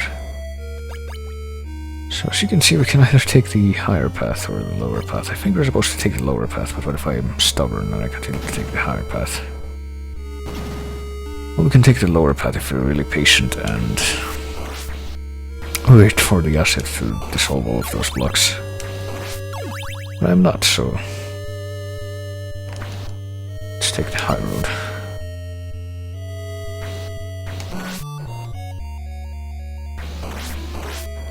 So down here, since we pretty much missed Sci-Fi by not going on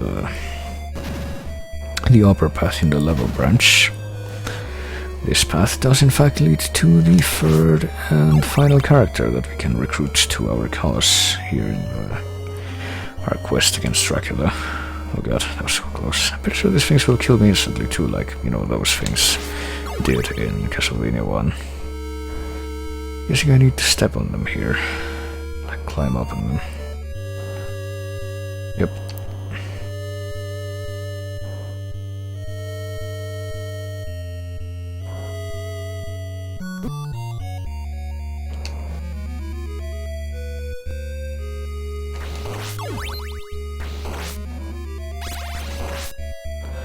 Okay, do I want this? I guess I'm gonna get this.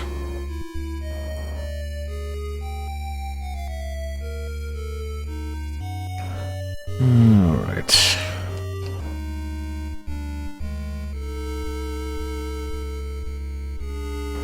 Oh boy, more of these peeping eyes. I think the boss is right up ahead too. The boss being, you know, we actually need to fight the next guy that we can recruit before we can recruit him. And here he comes. Come on, Jabats, and he looks a little bit like Dracula, doesn't he? He looks, his head is kind of off though, it's kind of cylindrical. It's really weird. Not really quite sure how you're supposed to, like, he's kind of got the same pattern as, you know, the Dracula in the first form of Dracula at the end of Castlevania 1, but not really. He still hits you a bunch more, even if you try to jump the same way. So I have no idea what the strategy for this boss would be, if I were to do it legit.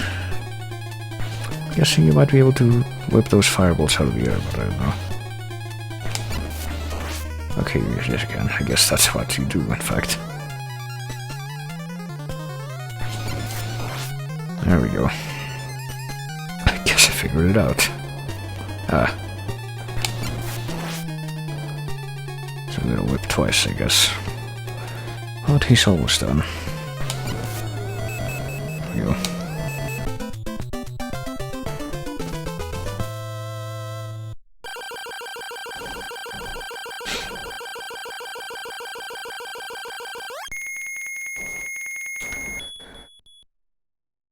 And it's like with Grant and Sci-Fi, after you beat him, then something happens here.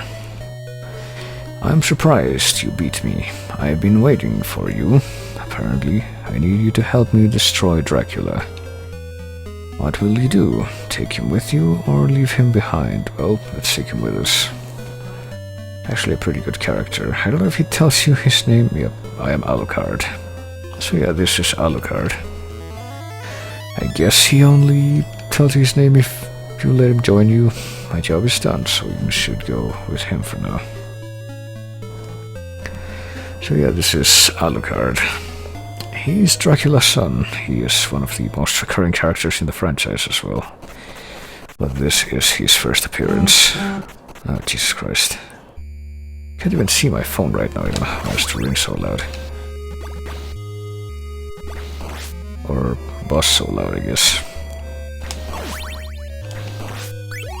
And Alucard has an X factor in this game. Like, as you can, I don't know if you can tell yet, but pretty much the route that you take to even get him is, I think, considerably harder than the route you take if you want to get sci-fi instead.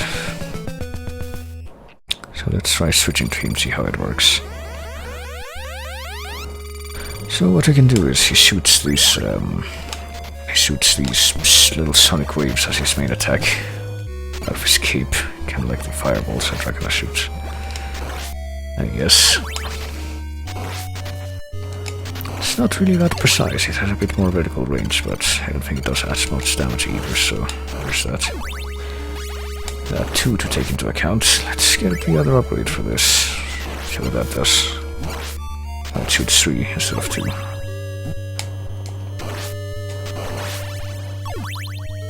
But something else you can do is if you press down and jump, he turns into a bat, and you can skip a bunch of crap by flying all over the place. But of course, the trade-off is that it costs hearts to keep that up, and runs out very quickly if you don't have a lot of hearts. Still pretty helpful, though. And believe me, if you take the route that requires you to... that you're required to take to recruit Alucard, then you're definitely gonna need that in a few places. Unless you're some crazy masochist and you take this route and you don't recruit him. So that was block 5, I think. And now we get another branch in the path. Okay, so if we go... let me see, let me make another save here so I can go back in time to this, because I'm gonna do both of them.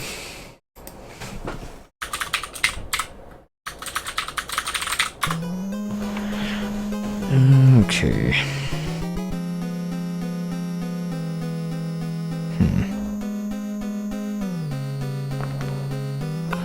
So I'm gonna do the lower one first. Maybe, I don't know. I think the lower one is a bit more memorable though. Let me... fuck, I'll do the upper one first.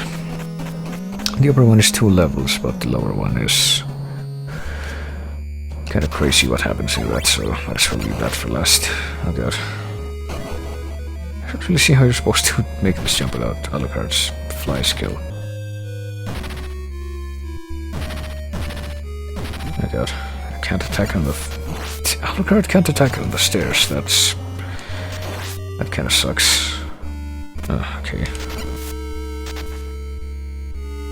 Never actually realized that. Oh, fuck.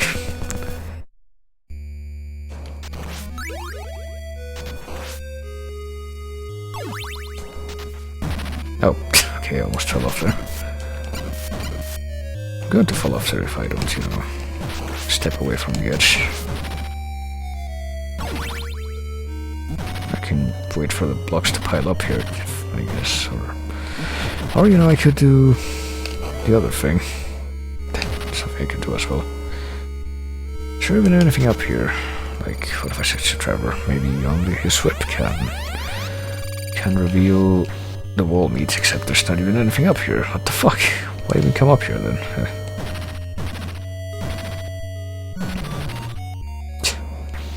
Could have been bad.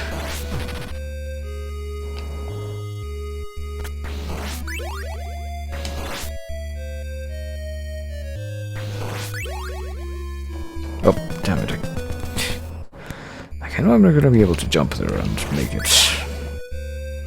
The spikes are right above me.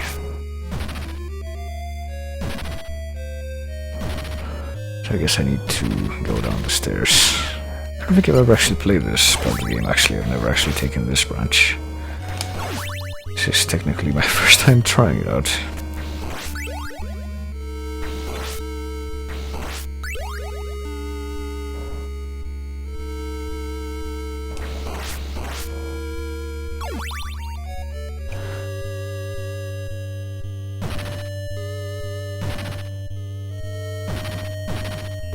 Oh god. Oh shit, I don't know why I keep thinking I'm gonna be able to jump on the stairs.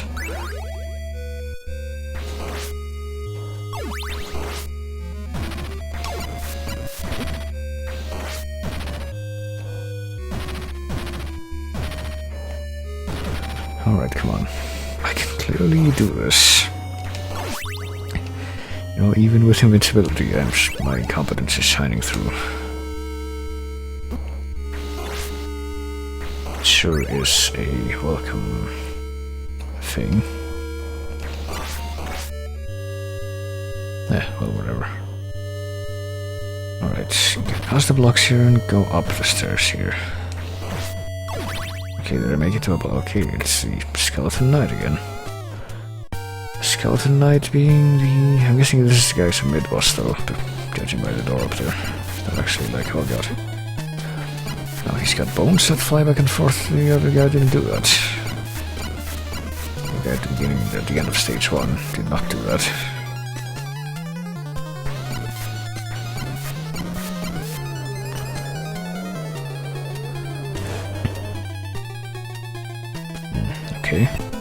Okay, I guess that guy was the level boss. Never mind. For some reason, in the flowchart that I have open here, like... the boss of this level is referred to as Giant Skeleton, but that guy doesn't look very giant to me. I don't know. Oh boy. Oh god, this music. Where have I heard this before? You know, this is one of the musics that you hear in... I think in one of the Game Boy ones you hear this music like as you're getting close to the bosses. I think it's supposed to be this music anyway, it's not like exactly the same. Oh god. But it sounds really similar. I don't think I've ever heard this song actually. I can't tell you what it's called, but it sounds pretty cool.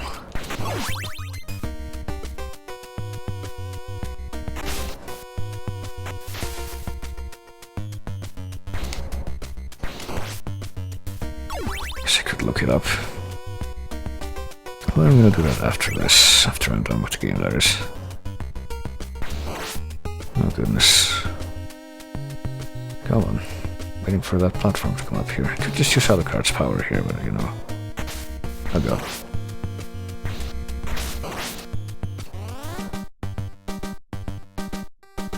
Probably will end up doing that on a few occasions, actually. Admittedly.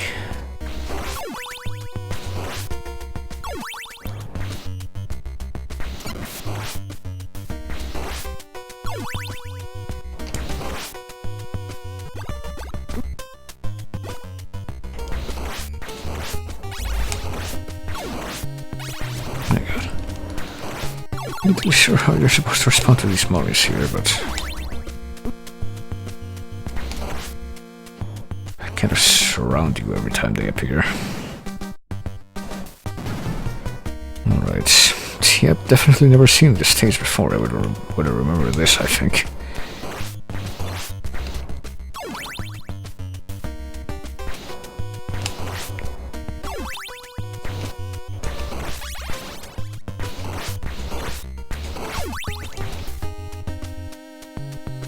At least it doesn't seem too bad in terms of platforming, which is what I'm concerned about with. Not concerned about with. It's one or the other, don't you know? I certainly don't, as I've just proven. Okay. I sure hope the bats don't knock me off here. Oh shit, I didn't realize that would... Okay, well, I was trying to duck there. It was not to be. Well, I got Alucard on standby if I get too much like I can't do that platforming. Alucard is my escape clause, I guess.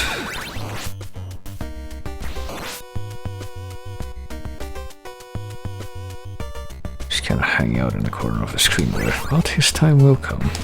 I'm sure of it.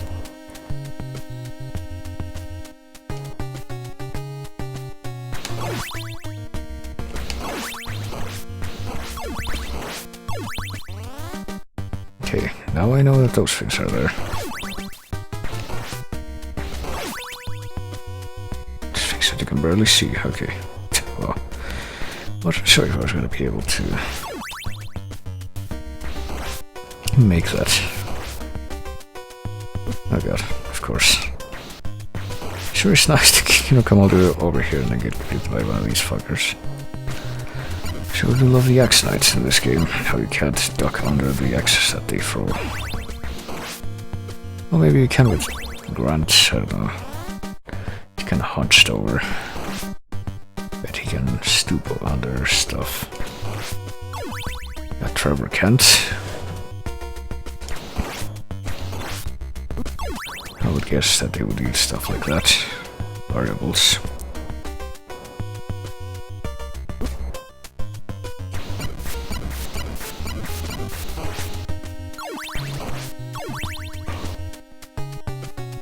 Oh, do we get another boss here? Or...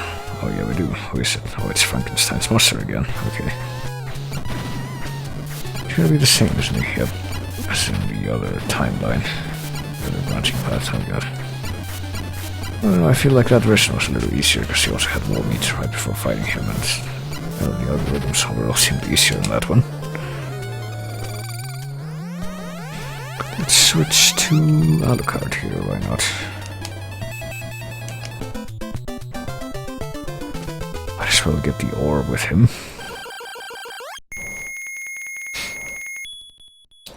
So this is the point where the other paths converge, I think. Make it to block 7. Yep. So I'm gonna go back in time here a little bit so I can take the other path. This branch. Let's go to the lower branch now. Let's see exactly what we missed by not going there before. We get Aquarius again. Because I wasn't expecting it to play in another stage.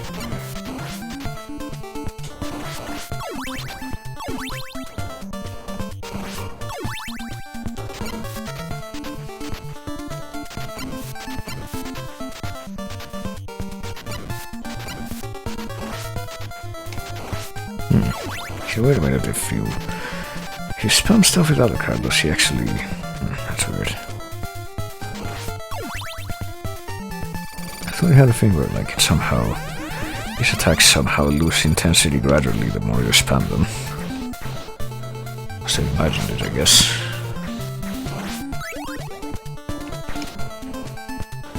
But there's something very, very special waiting for us at the end of this stage, as you will find out. These are the most super happy fun sequences that you can find in this game.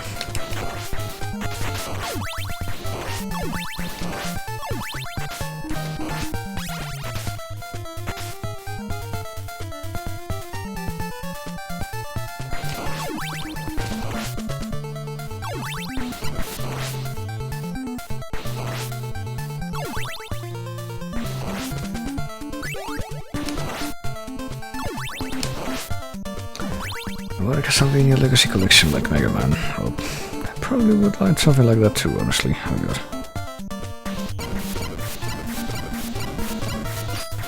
But of course, who knows if Konami's ever gonna do anything, you know, worthwhile with the original Castlevania license ever again.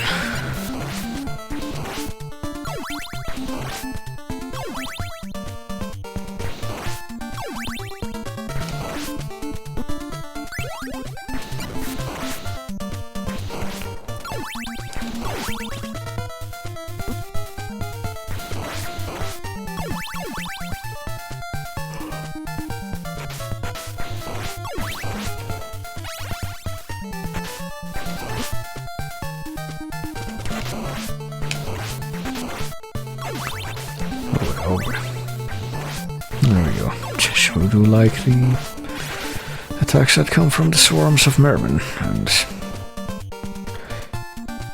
you know how far I have to go before the new spawn point appears for, you know, where I show up if I lose a life. Oh god. Well, that didn't take long at all.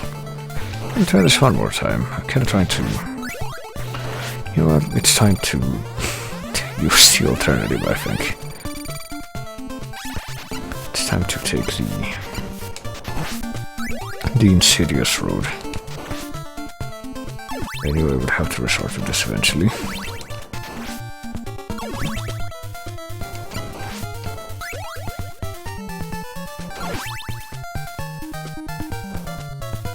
Hang on.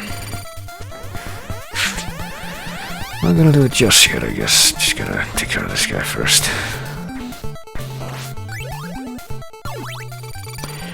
Probably a good idea to do it on the screen, though.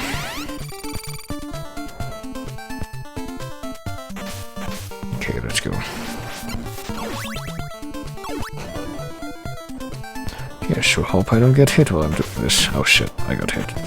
And I just... okay, if you get hit while you're in bat form, well, I got the right idea, I just gotta pace myself better. If you get hit while you're in bat form, you turn back and you just fall immediately.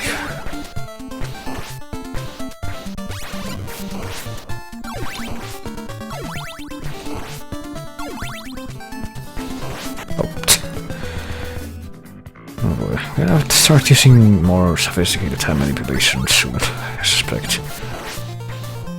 And this isn't even the worst of it too. As I said before, there's a very super happy fun surprise at the end of this level.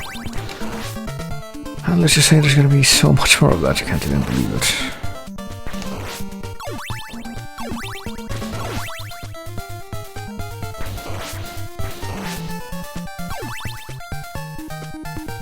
Why is TVC broken? It is not. It's just, actually drowned out by the game audio now. It's not as stupidly loud as it used to be.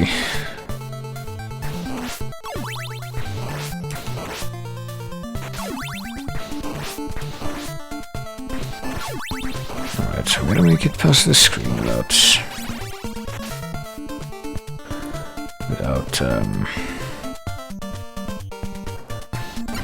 using any hearts. But when it gets to this point, okay.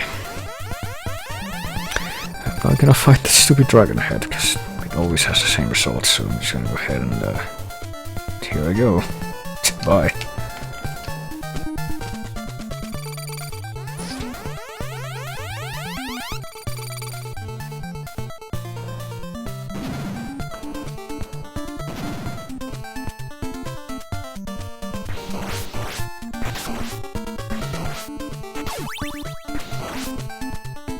Oh god. Freaking bats.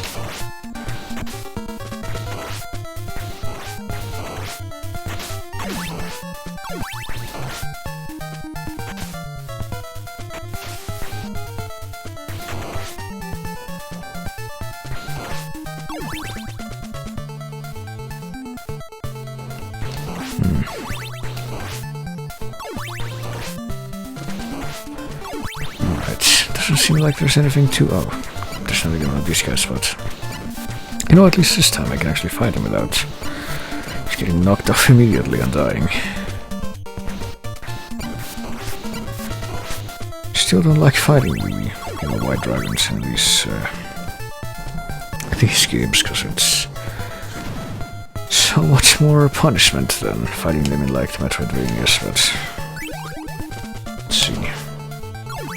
Are we at the first phase of the boss yet? No, we'll just get another one of these things, of course. You gotta do a 12-hour stream, give yourself more than 3 days to prepare. I don't know. I didn't prepare that much for my 12-hour stream, wink wink. I didn't, I failed to prepare for that to the point where I didn't even know it was gonna be a 12-hour stream.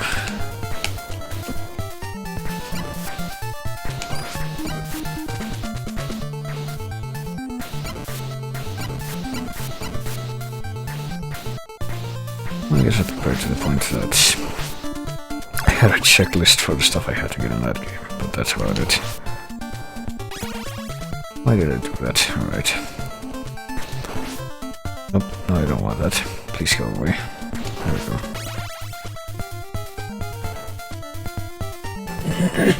Jesus, alright.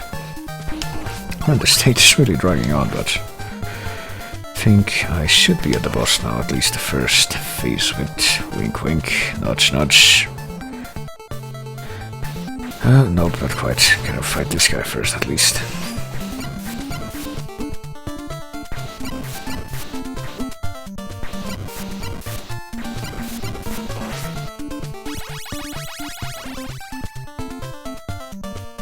Okay, this is it. There we go. Well, here's the king of all those horrible white dragons. He's actually, you know, not bound to a wall like the other ones are, which is very bad for us. Because we want to kill him, and we don't want to be killed by him in turn. Oh god. He loses part of its body. Part of his body, its body, I don't know. I think the typical name for this enemy is Bone Dragon King. As you might have seen, might remember, there's also a variant of him in Haunted Castle. Oh god. He's the second boss of that. But after we wear him down to this point, this starts happening. And now it's time for wacky times.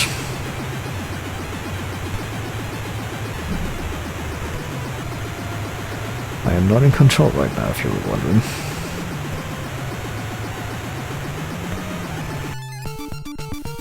Oh yeah, here we go. Gotta escape this place while the water rises. And while we get this music, which is also gonna be the... oh god. Gonna be the last level theme. Spoilers.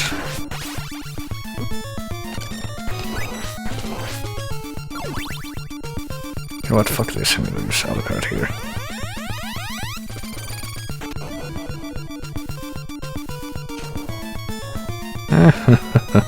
There we go.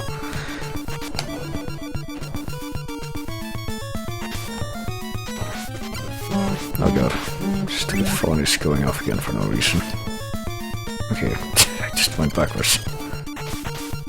Oh god, why? Can I get above these? Fuck, no I can't. Well I can, but it doesn't really work that well. So I'm at the edge of the screen now. Oh god, that didn't work well at all either. Okay, thank you.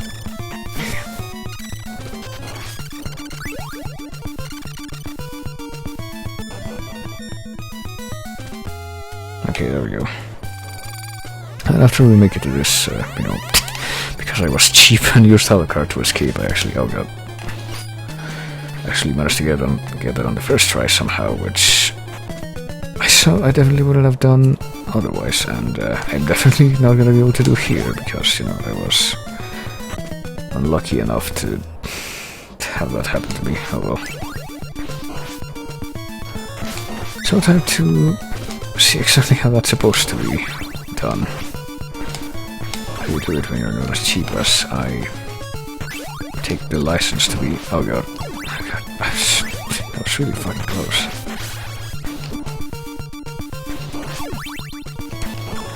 Oh god, I so thought I was gonna get killed by getting knocked back by that bat.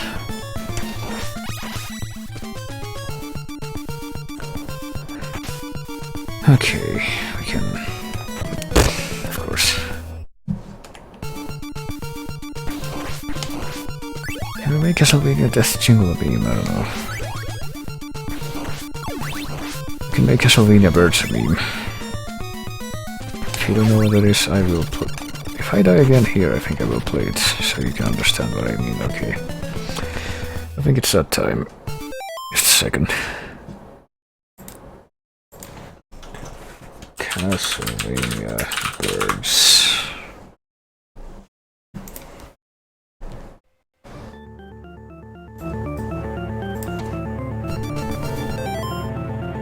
Okay. Shit.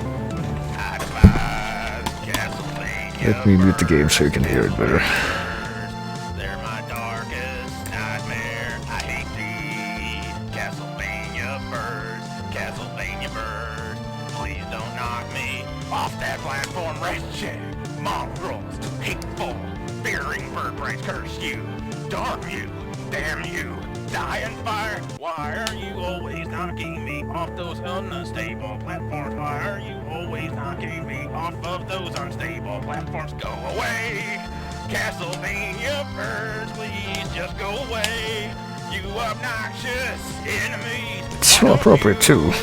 Go to God of War, so that greatest guy tears your stupid gosh darn wing off. Go now, leave me, be gone, to some other game. Piss off, sawed off, fuck off, burn in Hades. No one likes you having to deal with being knocked off moving platforms. No one likes having to deal with being knocked off moving platforms. Castlevania birds, Castlevania birds, Castlevania birds. I hate you so god fucking damn much. Well, why? Can I have some peace? Castlevania birds, fuck you up the economic son of a bitch damn fucker not. Can't believe the bullshit, no way. Screw it. Fuck it. I'm done with this game. There we go. So, if I clip out a part of that, that should be pretty fitting, I think, for a lot of what we're seeing here.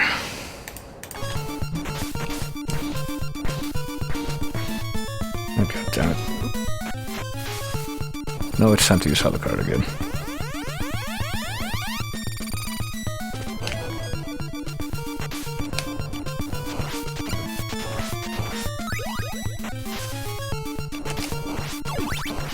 So that was Mike Mnemonic's performance of Castlevania Birds, which apparently was originally made by Deceased Crowd, but I've never heard that version. Apparently it doesn't exist anymore. It was kind of completely pulled from any places it had it. Alright, let's try this one more time, shall we? I'm gonna stay all the way over here now, and I'm gonna refuse to move from this spot now.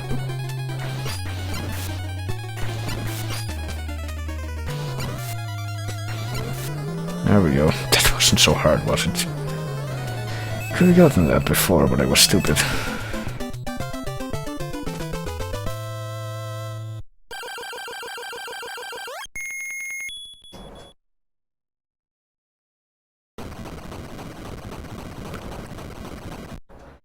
So we made it past, finally, Jesus Christ. Okay, now it converges into the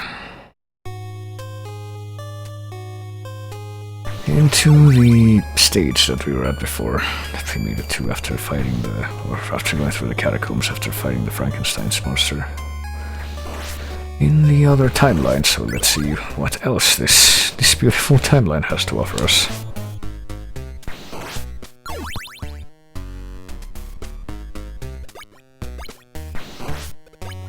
I hope gonna have to, I would imagine, wait for the acid to melt the blocks here until we can actually get through.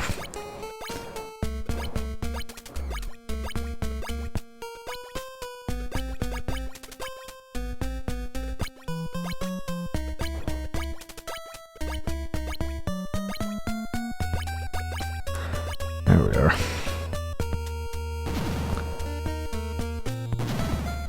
I'm glad I was able to make it so that one of Botula's timed messages was just a trivia command.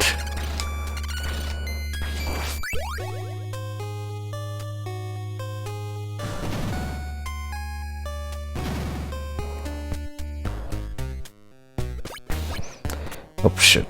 I'm gonna do the same thing here, I would presume. Probably gonna be able to jump on that block over there. Question is this block? Oh god. I don't know. Damn it, hang on. Can I make it up here? Okay, there we go. I sure do love block puzzles in these games, let me tell you. Except I don't, because they are terrible. Okay.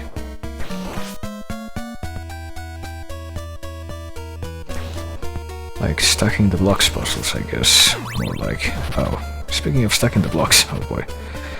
I was dreading this for quite a while now.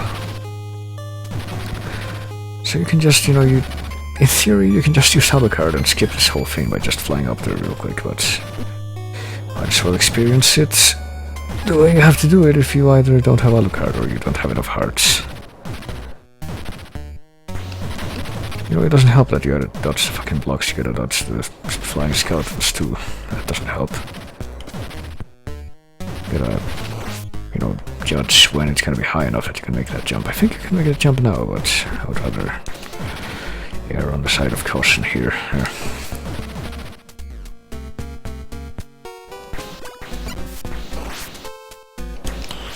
Nice. Hey, gotta follow by by Nova Wolf. Thank you for the follow, sir.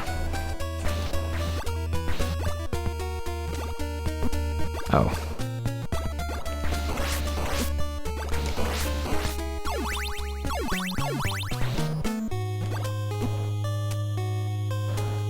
What is up? I am doing pretty good, just trying to get through this game. Oh boy, we gotta fight the big bat again. That's kind of weird. Oh wait a minute, that's a mid boss. Okay, I was like, there's I thought like I had somehow skipped a particularly annoying level that I remembered very clearly, but no, this is just a mid boss, so we're technically not done with the level yet. After this, oh my god, don't, god damn it, Castlevania birds, why? Oh my god, are we gonna have to do the blocks again? I am, aren't I?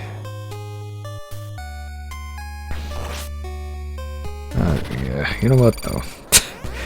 When I get to this point, it's more like, nope, I don't accept this. Bye.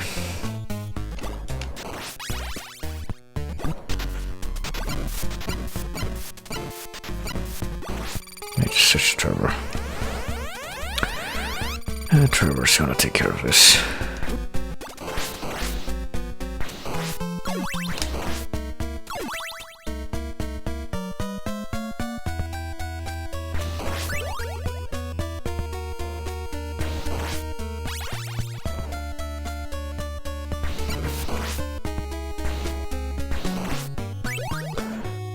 Might even be a good idea to use the... What if we use the axe to break that thing up there? Okay. Get even more hearts. That's a good investment. Okay, I'm gonna try to stick to this platform and like really hope that none of the bats knock me in the wrong direction here. The inconvenient direction. Oh god. I'm gonna have to get in there, aren't I, to get there. Okay, never mind. Get that guy. Oh shit. This is the part that I was dreading terribly. I was like, am I really gonna be able to, get through the stage without... Oh, Jesus, my throat. Without doing this part, but though. Now it comes. It materializes. It's terrible.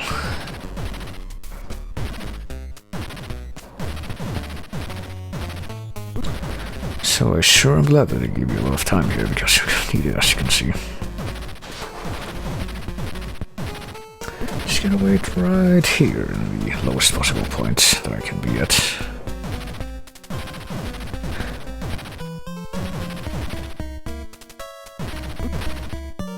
And yeah, thank goodness for my incredible health blessing that the gods have given me.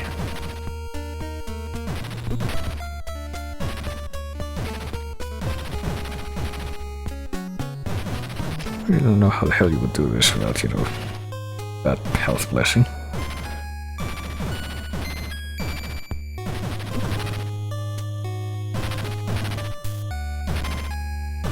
But you gotta do this over and over and over again, my friend.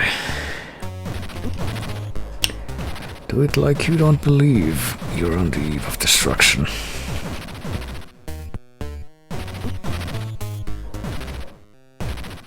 Okay, I see the place you're supposed to get to now, but...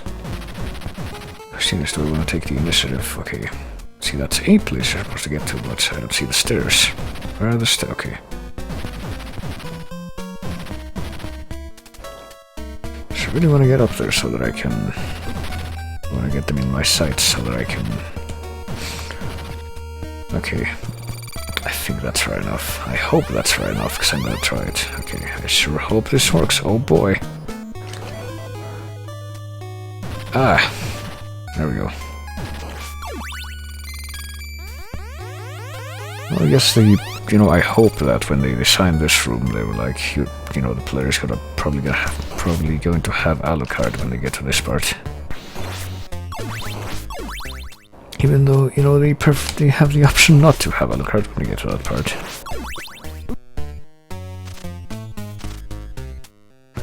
They have the option to just not let him join you and just leave him behind, and Trevor has to do this all by himself.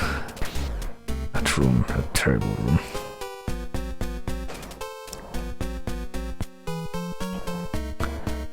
I think there's quite a few other places too left that have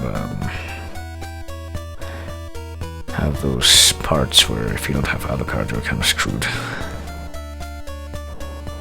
There's something down there, isn't there? What is it? It's a 1-up. You know, I can definitely use this because I'm totally losing all my 1-ups. I forgot you could find 1-ups like hidden in the walls like that.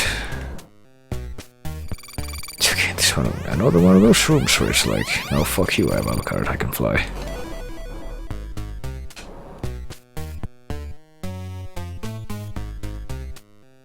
That's the way to do it. Oh boy. I think there's gonna be yet another one of those rooms too. Oh god. Fucking those heads. Don't. Okay. Switch to Trevor here.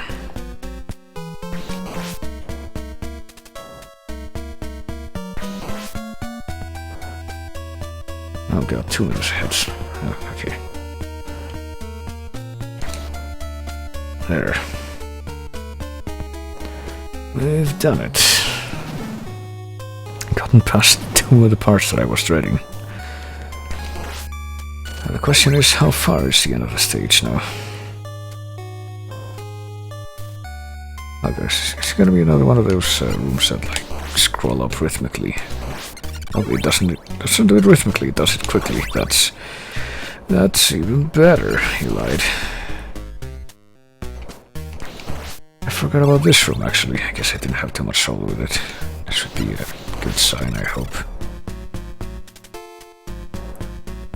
Come on, let's go ahead and... Oh, and have another one of those knights spawn on top of us. No remorse, indeed.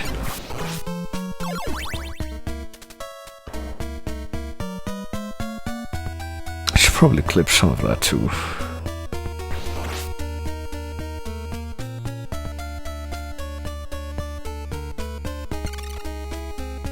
I can get up here, like, okay, I can.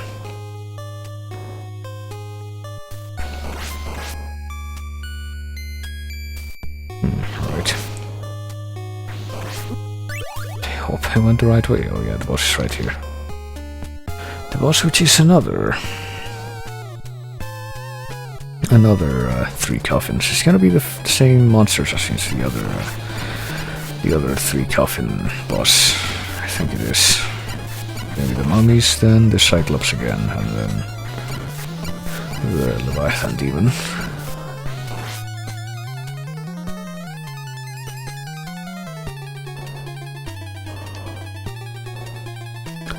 So let's fight our friend Cyclops one more time. Oh god, he just gravitates around the corner here.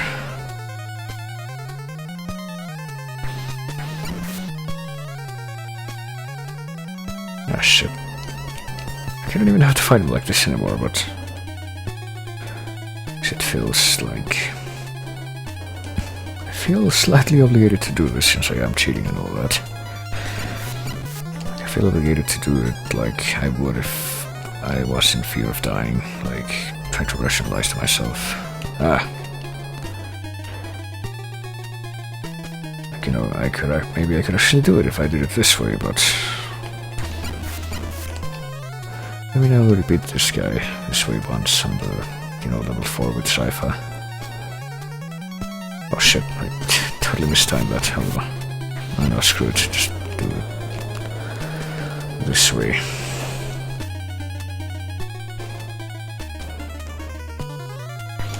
And now fight the Leviathan again. Leviathan kinda looks like, you know, Dracula's second form in Castlevania 1, I think.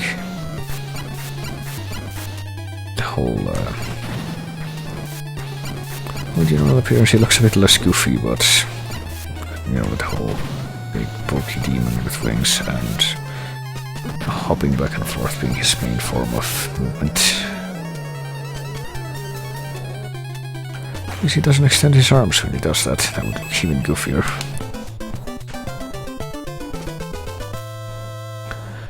But we did it. We went through all the branches, and now if we were to keep going, we would be at the same place as we were before, block 8. Which is the entry hole, but since the ending I'm going for, overall I guess, is going to be... I might as well save state here.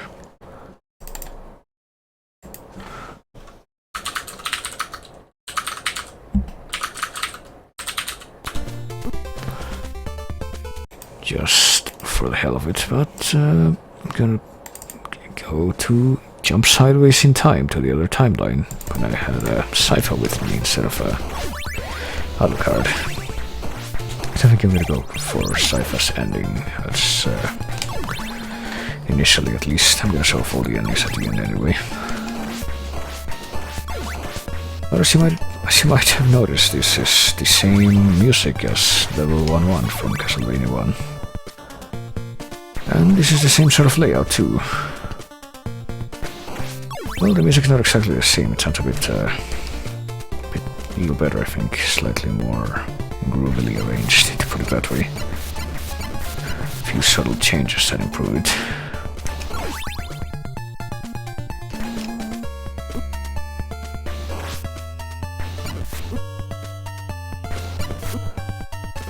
But this is one of many examples of,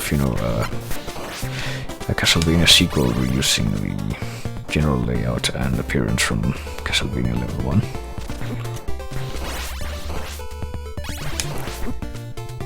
And true to tradition too, we're going to be encountering some familiar faces from Castlevania 1 as well. There's only 3 bosses left in the game, so you can imagine, well, for starters, that first hallway kind of looked like level 1, and it still has the music going on, but this next part looks a bit more like level 4. Or level 5 rather. Level 5 is the level where you fight death at the end. Which should serve as a bit of a hint as to what we're headed to here.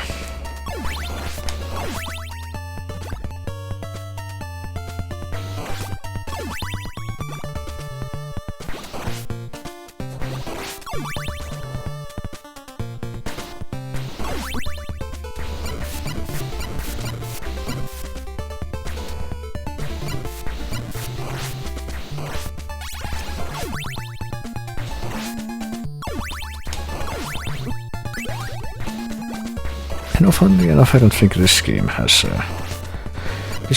out of the big three Castlevania songs, I guess, that I mentioned earlier. It has the beginning, which is the one that was originated here. It has this one, which is Vampire Killer, but I don't think it has Bloody Tears anywhere. Which is kind of weird.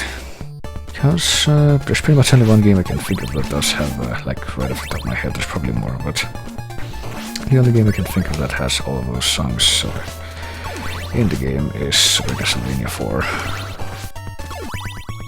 Also, better watch out to not get more of the candles in this, because the bridge is going to collapse, first of all, and that slows it down, and second, because some of the sub-weapons you can find in some of these candles are crappier than the cross, which you need for this part. Well, I mean, you don't need it, but it helps a lot, so gotta fight our old friend the Grim Reaper again. Who's also hard as fuck, much like in Castlevania 1, if you don't have, the incredible long and healthy life cheat on. Excuse me, Divine Ritual Blessing. That's what it should be called at any given time.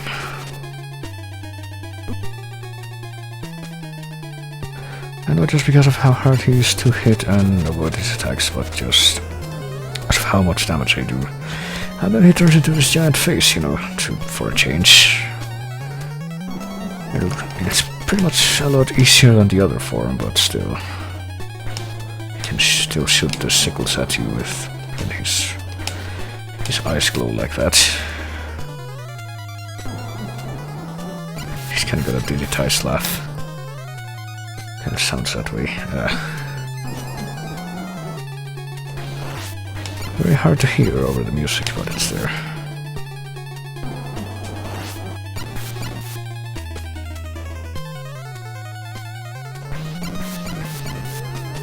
And there we go.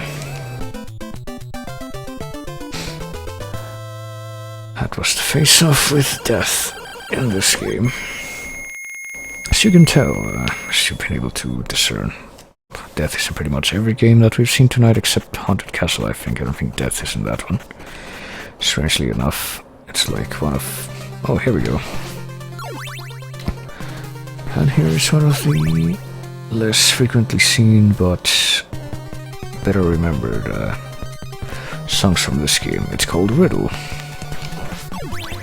You only see it in a few games other than this one, but when you see it, it's very memorable.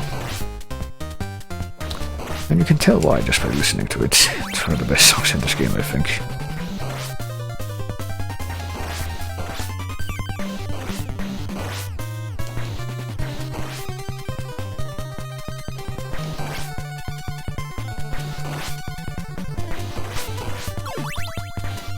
And believe it or not, this isn't actually the final stage quite yet. So that means that there is one more boss between Death and Dracula. So who could it be exactly? Time to find out.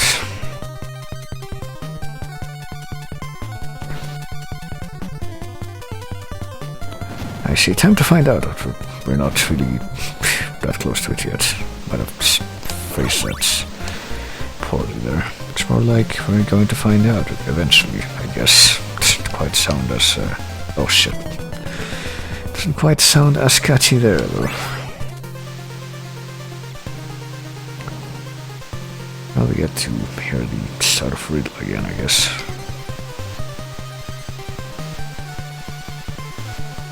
Well, I gotta tell you what, even though this game is consistently harder than Castlevania 1, those spiky things are a lot easier to avoid in this than they were in Castlevania 1. Like, I will give it that much.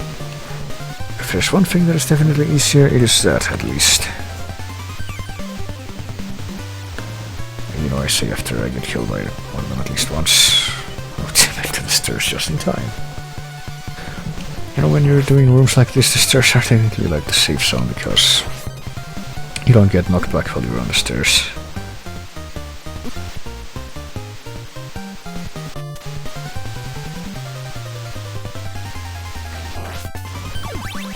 This game is pretty long, but I don't know, like, if you...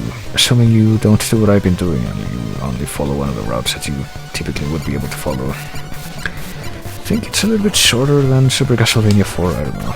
Because that one has like 12 levels before the...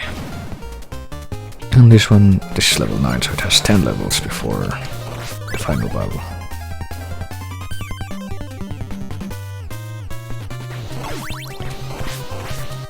I think they do take a little more to go through, though, because they're difficult and because of the design too. Actually haven't beaten Super Castlevania 4, oh boy. But believe it or not, I actually did beat that game without using the infinite, what you call it, infinite health cheat. Mostly because I couldn't find an infinite health cheat for it that worked. You know, it was actually, surprisingly, it was actually very difficult to find an infinite health cheat for Castlevania 1 that worked. And the only cheat I found for Super Castlevania 4 was one that it works until you either die or get meat, so it's not really that useful. So I pretty much had to learn how to beat that game without it, and so I did. That one and that one and Castlevania Bloodlines are the only ones I've beaten, like, and Castlevania Adventure Rebirth, I guess, are the only ones I've beaten without health cheats. Only classic ones, that is, only arcade-style ones. Oops. And I say that for some reason I wanted to, like, I got the Metroidvanias in my brain for a moment. I was thinking, hey, maybe if I press start it'll bring up some kind of map, but no. It's like, what am I thinking?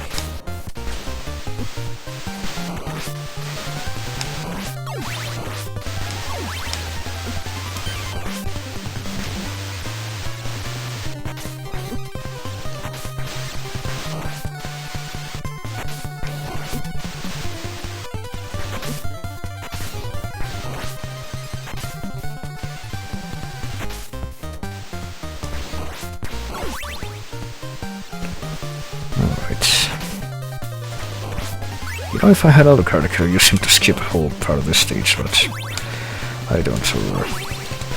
well, the screen at least. But I don't, so this is how we're doing it, I guess. Actually being legit for once. Water looks pretty damn good for NES, I guess so. Okay, don't get suckered into jumping here, because, you know, if you jump or fall onto these platforms, they flip and you fall through. So, okay, we made it to the boss, I think. They're right before the boss too, which sucks. So here's the penultimate boss of the game. It is a blob, like purple blob that turns into you, as you can tell. It's actually very strong. And here's a trick you can use to cheese this boss if you're trying to fight it legit. If you switch to a different character, then the doppelganger, which is the name for this boss, I think, switches to, and you get like a very small window of opportunity to get a few cheap shots in before it has a chance to react.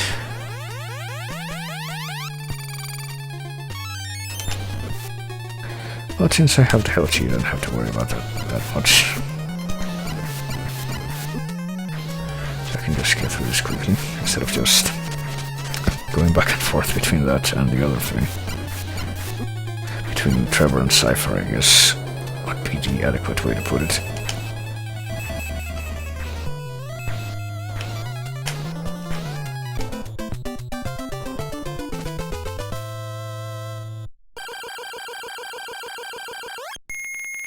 And now, after all this long way that we've come, we're onto the final stage. As you can see, we got Dracula at the end. And we got this music again, the one that we hear during the trying to escape the flood stage. Except this time, it's trying to beat the game, I guess. I can't get over there anymore, so...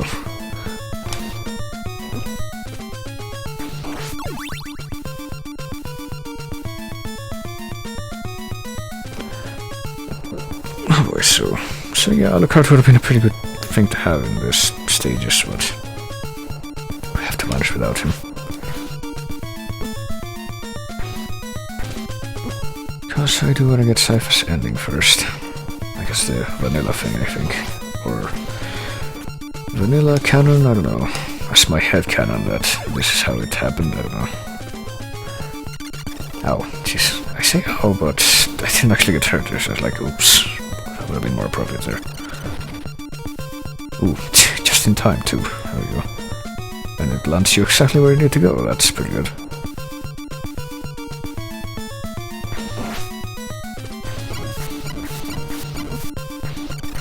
Oh shit. Okay, so I think there's a very, very slight problem here. You know, speaking of sci-fi, it might be a good idea to switch to her real quick here. See if I can get a spellbook or something, because this guy's a problem right here. Oh well, I can just phase through, I guess. Just blocking the door, and there's... it's a bridge made of freaking breakable blocks, so...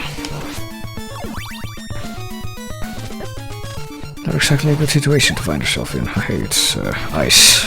Oh, that's actually really good. Yeah. So can you, like... oh, you can kill the red skeletons forever with that. I didn't know that. I learned something today about this game. I wonder if Cypher has any more spells. He probably does. I don't know what they are. Well, here's the fire spell that we found on level 4, which was pretty much the only time that we made really good use of her. And now here's this room. This is technically the final obstacle between you and Dracula, but it's a combination of platforming with pendulums and trying to avoid the bats that, you know, come flying at you.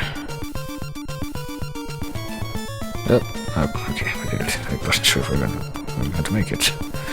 Can't believe I got there on the first try, but, you know, better not die here, or I'm gonna go ahead and save state. Because I don't want to have to redo that. So, we made it to Dracula's throne room again. Looks quite a bit similar to how it did in Castlevania 1, kind of. Looks a bit more, then I wanted to go on the stairs, so this is why, you know, I feel that it's completely justified because that was really stupid. But, I can't quite tell if that, like, scrolling blue particles under us are supposed to be like, water or mist or what. It looks like water in my eyes always. I always thought that was like water, but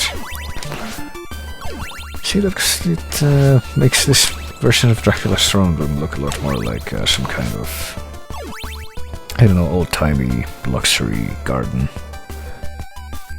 And well, there he is. He's not gonna stand up until we get closer, but I think yeah, before I forget, the music you're hearing right now I think is called Overture, Dracula Overture, and I do believe it gets reused on a few games after this. I know it's in Portrait of Ruin, I can't remember if it's in anything else. But here's Dracula. He's a tall man like always, and he does this shtick with fire, which we're gonna hit him right back with, okay. And the way you avoid that is by doing that. You do have room to dodge that, contrary to popular belief. Then he turns into the Quintessence from the Transformers movie. Okay, so this is where sci-fi comes in really useful for once. Oh, hey, Bits. I know you have the infinite health still, but good luck anyways. Yeah, I'm gonna need that good luck because, you know, there's something about this third phase that makes it so I can still lose, as you can see. As you can see, he turns into Pazuzu from The Exorcist, and no joke, and he removes bits of the floor, which I can fall through, still killing me. Oh god. So I hope I can... I don't have any sub-weapons with Trevor, do I? Because the axe is really good for this, but I don't have that shit. Well, yeah, this music is called Big Battle. I think that's just... it's not particularly associated to Dracula himself, it's just called Big Battle. Even though, you know, this is the fighter that originated it. Oh.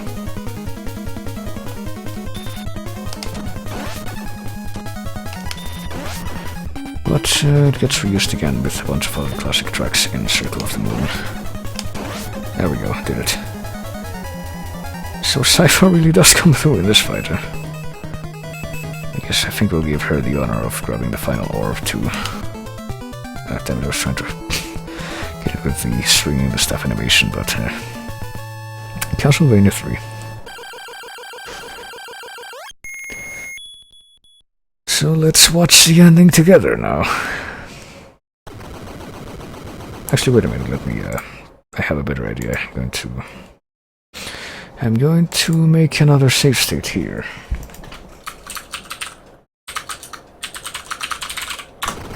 I'm going to load back into that in just a minute. First I'm going to see the other endings. First I'm going to see the ending that you get if you beat the game with Grant as your companion.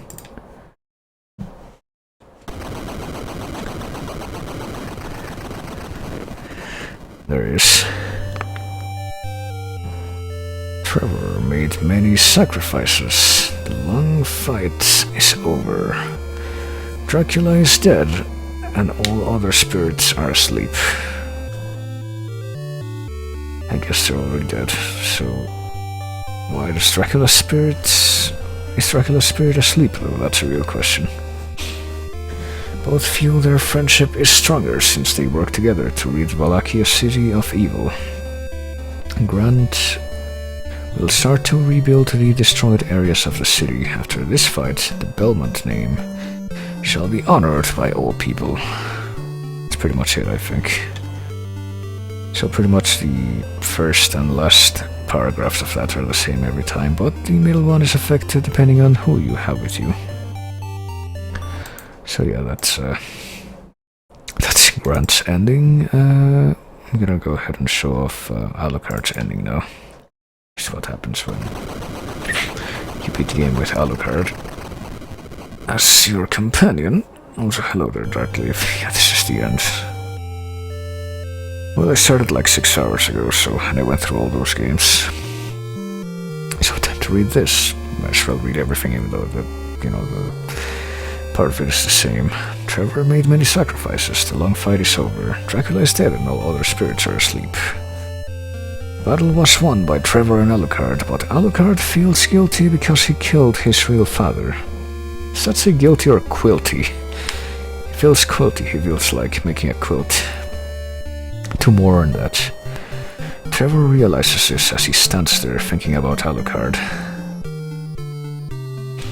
After this fight, the Belmont name shall be honored by all people. So yeah, the first and last paragraphs are always the same. And now I'm gonna show the ending that happens when you beat it with Trevor alone. You get to see the last frame of him with the whip extended there. Do I take breaks during my streams? Not... Well, most of the time they're not, like, much longer than this one, so... Not unless I gotta go to the bathroom, pretty much. Or, there's some kind of emergency that I gotta take care of. But if I have the idea that I'm gonna make, like, a really long stream, then maybe I'll, like, put in a planned break. So let's read this. Trevor made many sacrifices. The long fight is over, Dracula is dead, and all other spirits are asleep. In the shadows, a person watches a castle fall. I think that's supposed to be Alucard, like, even if you don't recruit him. Alucard still watches. Trevor must go for now, but he hopes someday he will get the respect that he deserves. I guess he doesn't feel he does. That's weird. After this fight, the Belmont name shall be honored by all people. So that's the solo ending, and now let me load back into the ending that I just got by playing through the game. Which is the ending that you get with Sypha. And as you can see there, yep, she puts her hood down, and you can actually see that she's a woman with long blonde hair. Pretty long blonde hair. No, I think my headcanon is that you don't have to, like, just choose one partner in the story, like they all fight Dracula together. Trevor made many sacrifices. The long fight is over, Dracula's dead, and all other spirits are asleep. Sypha, the vampire killer, has had a bad life. But since she met Trevor, she's beginning to feel more comfortable with herself. So I guess she was, like, trying to dress up as a man, to pass herself off as a man. To kind of go low profile. After this fight, the Belmont name shall be honored by all people.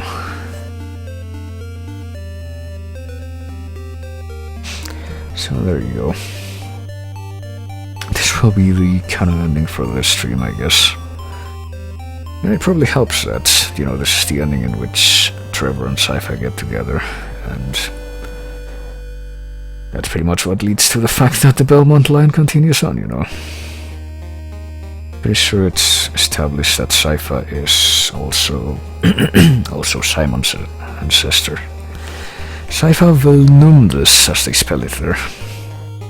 But they spell it Belnades, that's Belnads in other games. Acrobat Grant Danosti. Pretty sure it's Danasti, but they spell it as Danosti there for some reason. And here comes a bit of a funny thing. Alucard, quote unquote. His actual given name, apparently, that Dracula gave him is Adrian Fahrenheit Tepes, that's his full name. They don't say what the F stands for, but it's Fahrenheit. But this is by Konami Dracula 3 project team. They spelled it as well Nondes there too, something like that. But like I said, starring Trevor C. Belmont, Namura. Quote unquote Namura.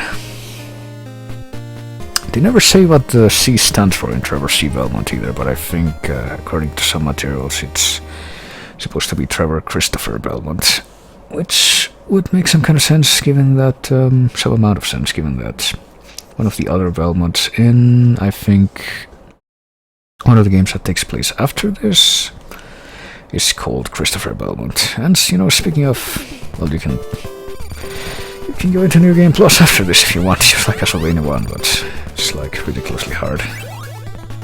As if it wasn't ridiculously hard already. Like, you get zombies on the first screen, that's new, that's different. And you get the skeleton knights that swing the swords.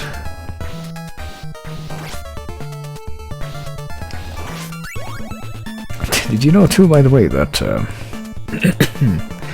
that Trevor's Japanese name is Ralph Belmondo? I think you actually get to see that referenced in some places, even in the localized version.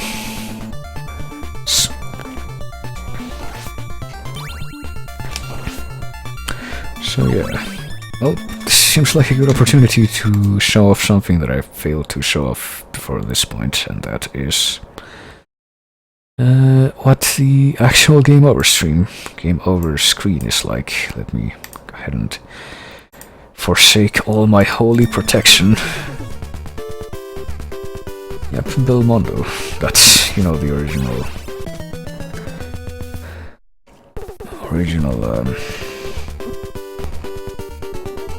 Japanese spelling of that. They turn into Belmont.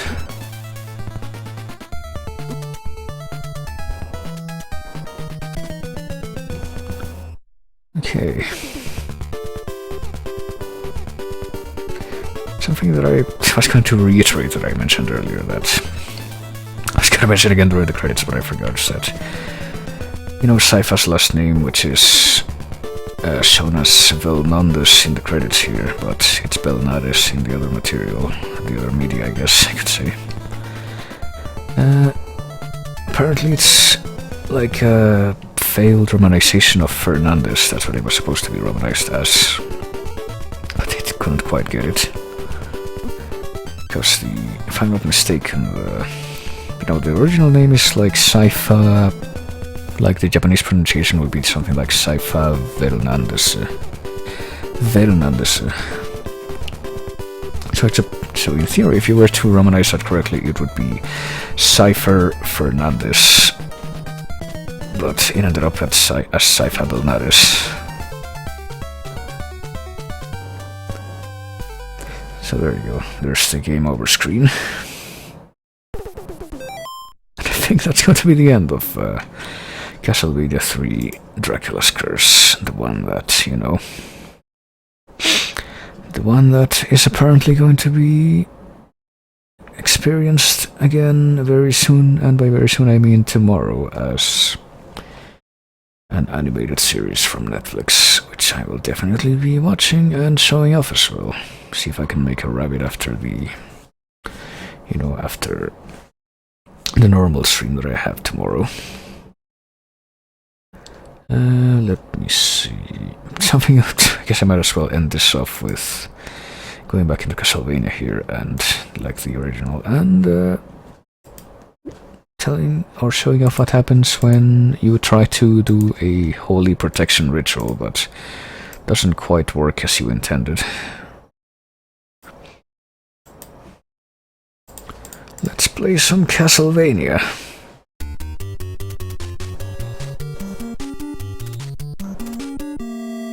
I am not touching the controller right now.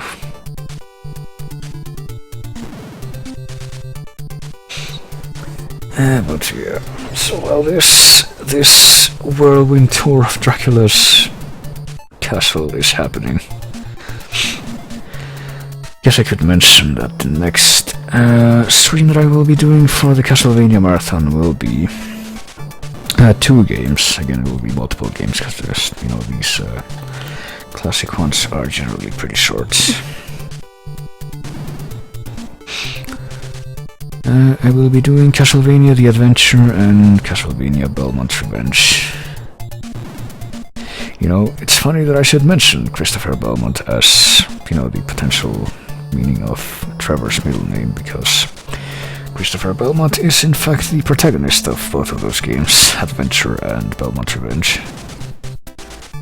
So that's what I'll be doing next, and after that I'll be doing 3 games of dubious canonicity. Then after that I'll be doing pretty much 1 game at a time until I am done with Classicvania. And then I'll probably be doing the Metroidvanias in multiple streams for each game. I don't know exactly how that's going to end up. Well, hey, he made it to level 2, as you can see, judging from the music. Am I gonna do Bloodlines on hard mode? I don't think so. You know, I've beaten Bloodlines. You know, funnily enough, that's like the only other game. The only games that I've beaten legit, like, well, almost completely legit. I use like Infinite Life Sheet, because I don't like dealing with being sent to the start of the level if I screw up too many times, but I beat it without, you know, the infinite health shit. And that's what really matters, isn't it? The only games that I've beaten that way are Super Castlevania 4, Bloodlines, and Adventure Rebirth. It's the only way to get the true ending. And you know, I've beaten Bloodlines that way in normal difficulty, but I've never tried. I've never actually tried it on hard, I don't know. Like, maybe I could do it, but I'm not holding my breath. And besides, you know, I could just... Since the endings of Bloodlines are pretty much just a few stills.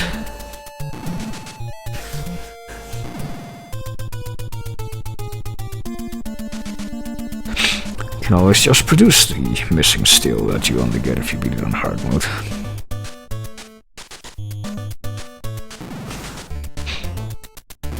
But yeah. So pretty much the only streams in which I'm going to... There's this entire stage exclusive to hard mode. There is? That's the first time I've heard about that.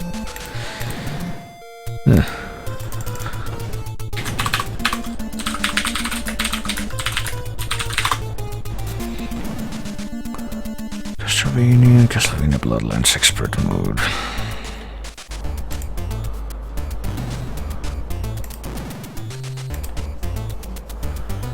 Probably wrong, I don't know. I thought there was only like 6 stages. Or 5? No, 6. And let you always play them no matter what. Stage 1, Ruins of Castle Dracula, and the second one is the Shrine, and the third one is the Tower of Pisa.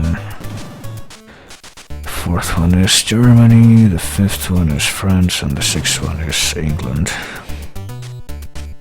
And that's it. Yeah, there's only 6 stages, I think.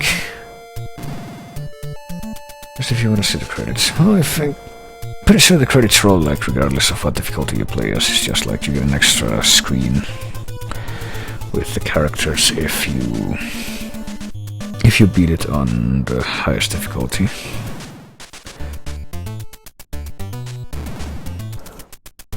Well, it's kind of interesting, because I think those expert mode endings, Jesus Christ, I need to breathe. I think those endings do kind of foreshadow the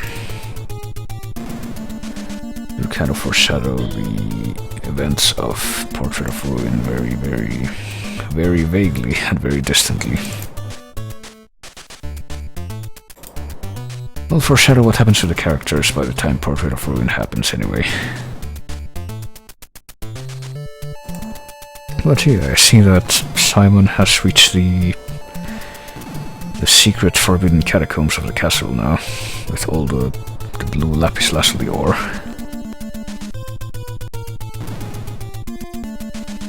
He's made it to stage 38, as you can see, still going up. So I'm kind of curious, can I speed this up in any way? Oops, hang on. Don't need to have this window open. Can I speed this up? Yeah, I can. Wonder if this will actually get anywhere, like, if this will actually end at some point. Probably will because of memory overflow or something, but like, does it end before that we get to that point?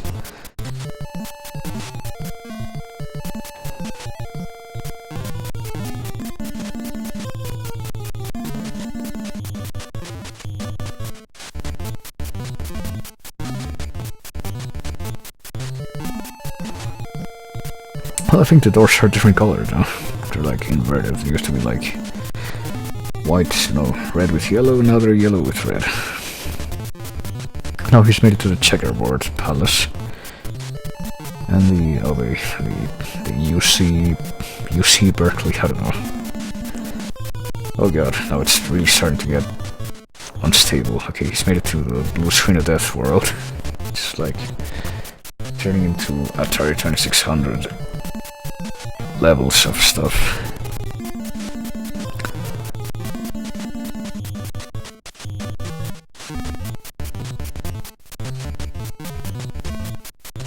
He's made it to stage 61. Let's see if we can make it to stage 99 at least. Pretty sure that there aren't as many as like 50 stages in the game proper even.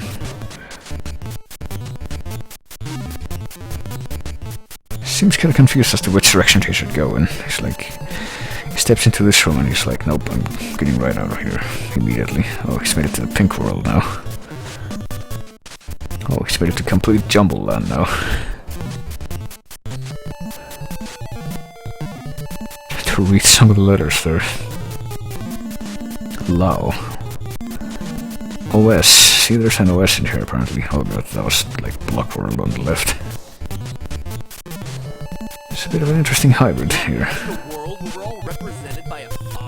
So, who does this font represent? That's the question here.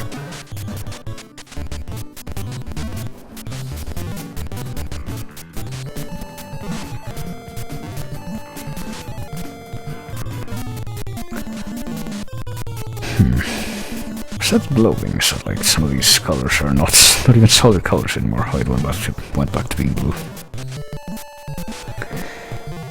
See, maybe we will learn all the secrets of Dracula's evil magic if we can make it through stage 99.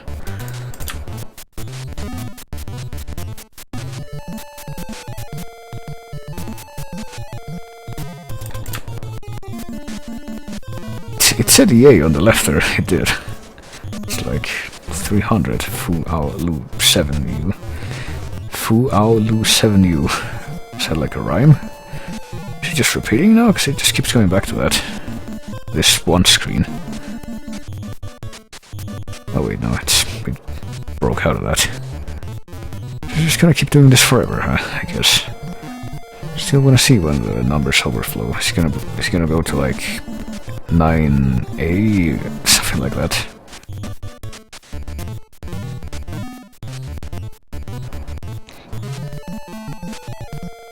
Okay, we made it to 99, so what happens now? She's gonna stay at 99? I guess so. As you can see, the the UI has changed to Core, Ayer, and Emmy.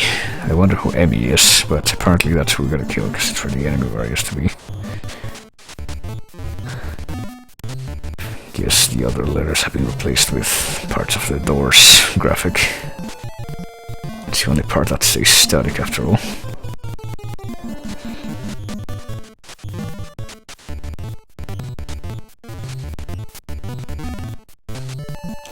Oh well. So yeah, this is gonna go on forever. What happens if I press buttons? Like if I try and actually input something? It's not gonna respond at all, is it? I don't think so. Well, at least we still have 300 times, so don't have to worry about running out of time. Oh god, what the fuck? Okay. Maybe it was already flickering that bad, but I just never noticed because I didn't let it play at normal speed. Maybe it was just that one time. So yeah, that was Dracula's Wild Ride. That was Dracula's Wild Ride. So what if I...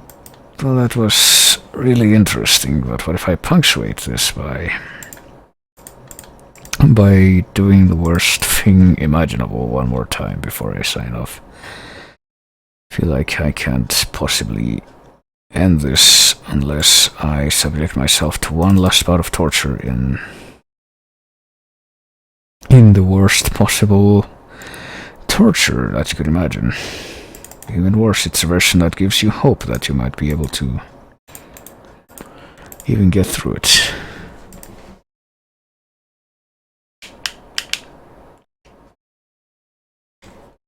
It's horribly insidious in that sense. Okay, here we go. Here we go again.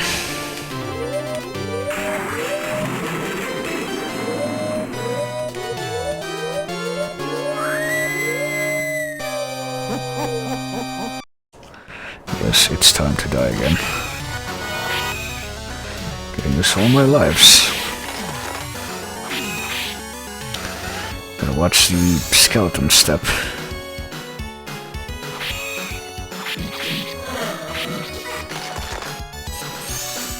I should probably show off some more music from this game, actually. That was something I wanted to do, but I forgot to.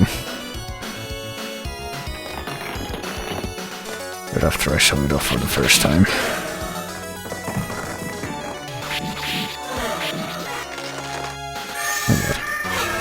I never know how to avoid those crows properly. Oh yeah, please. Zombie boy.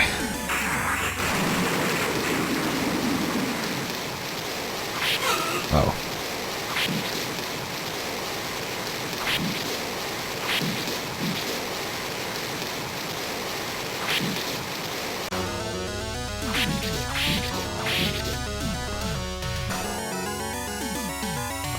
I think this came out after Castlevania 2 though.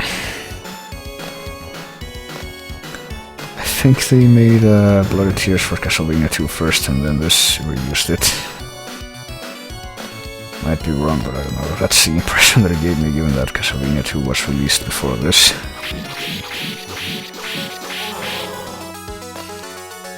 It also originates, like I mentioned before, a lot of music that does get reused in the later games though. Like, there's a song in the second to last stage that gets reused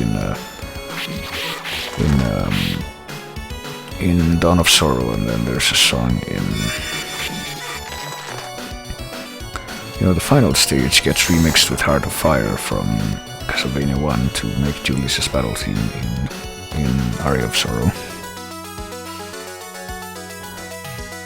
And the song that you're hearing right now, called Crucifix Held Close, I think, is remixed into a stage song for Portrait of Ruin. I think some more of the music gets remixed for the Adventure Rebirth. Oh god.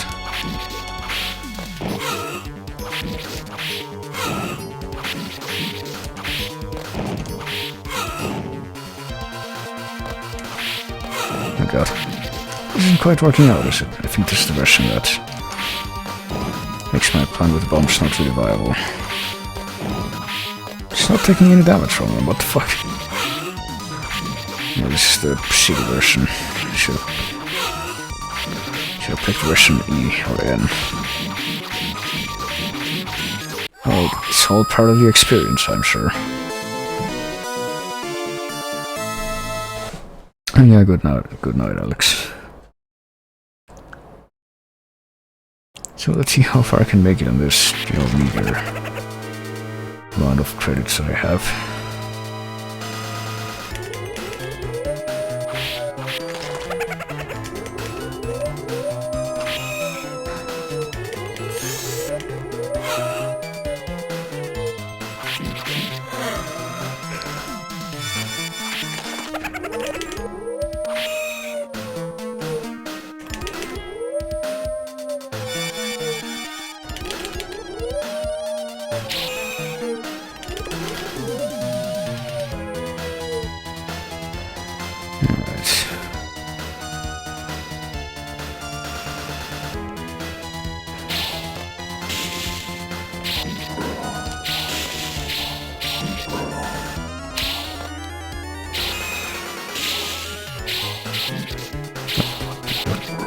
He actually hit him, but he didn't die.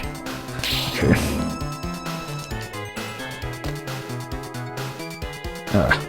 Damn it, I always get distracted by the rock. I'm like, what do I do to avoid it when... What I gotta do is just keep moving forward.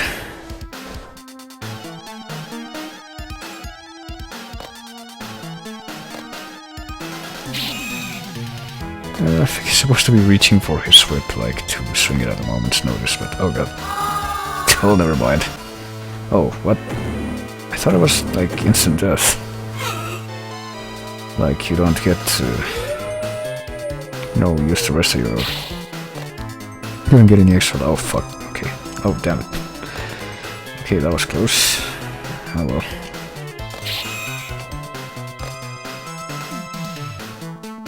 Please make it... Okay.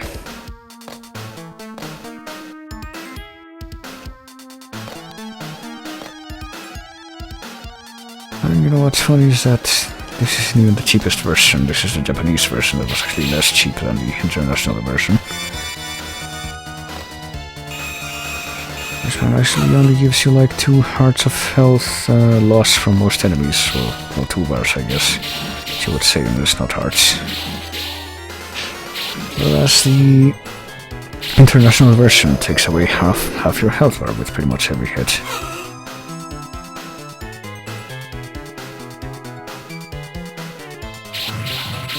I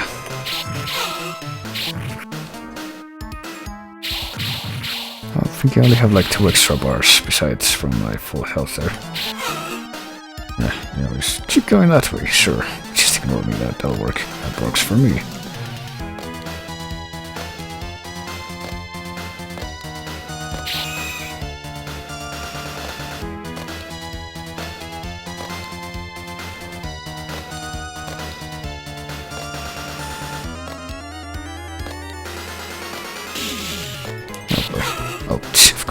Spits in me there.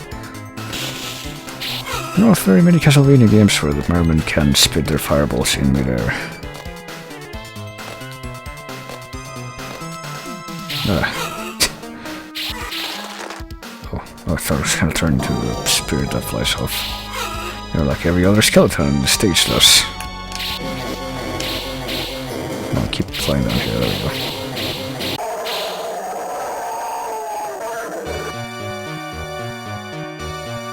Well, yeah, I'm definitely not gonna make it past stage 3 this time. It's back to the regular order of things. So I guess if you ever are forced at gunpoint to play this game, the version you should play is version N, I think. That's the one that's the most reasonable version, based on my experience.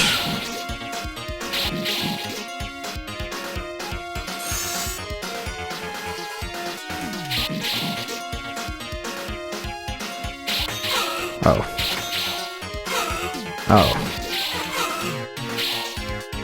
You know what fucking game do the fleet and take more than 1 hit to kill too? There's that. That bothers me deeply. Yeah. Ghosts. The freaking harpy dimension again.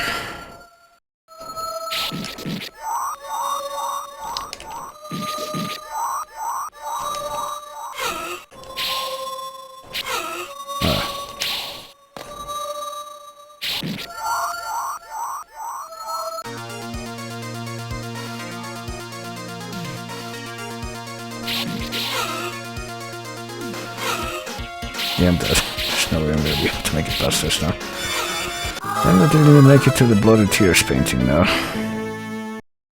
Oh well. So yeah, you probably shouldn't play this game.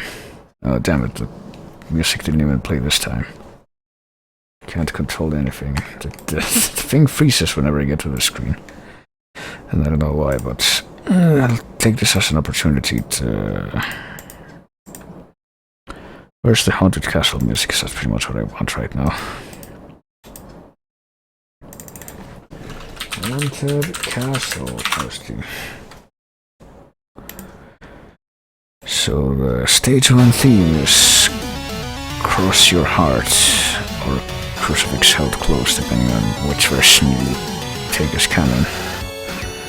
We've heard that one a whole bunch. This is the level 2 theme is called Devil's Survival, apparently. The bloody... Then you got, Bloody Tears, that one's obvious.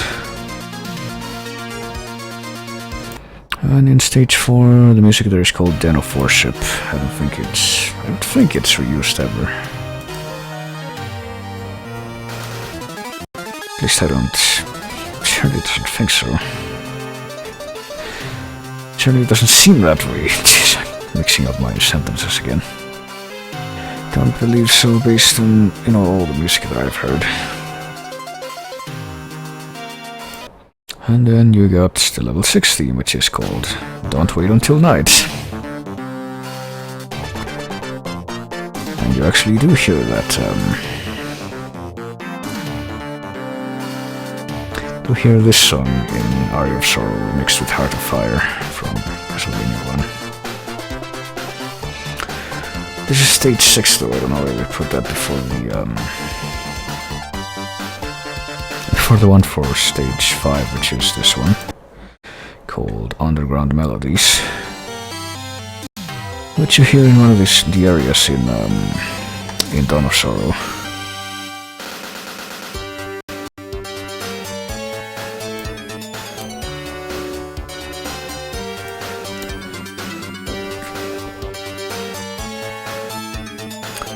I think that's pretty much it as far as the actual stage themes. Because the other themes that are in here are the boss theme. Actually, wait a minute, that's one of them, but this is the boss theme. Should be, if it loads.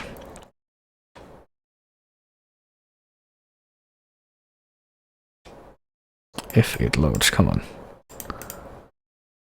Apparently it's not gonna load. Okay, there it goes.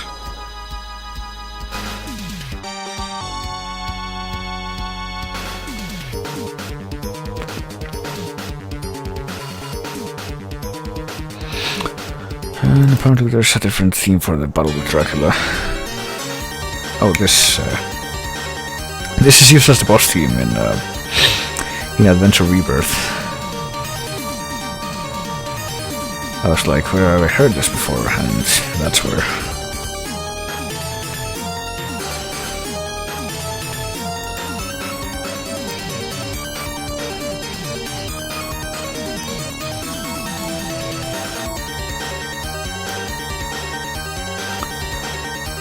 And then you also get the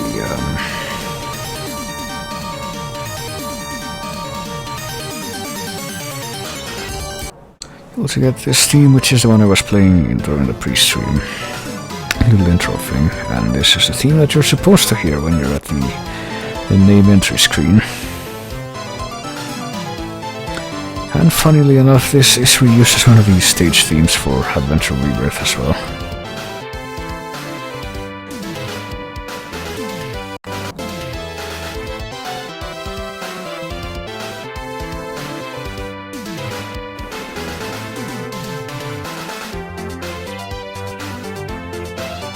And I think it's a pretty good song, so I think I might actually use that to, I use that to introduce the stream, and I think I'll use that to play it off as well. It seems like a good choice.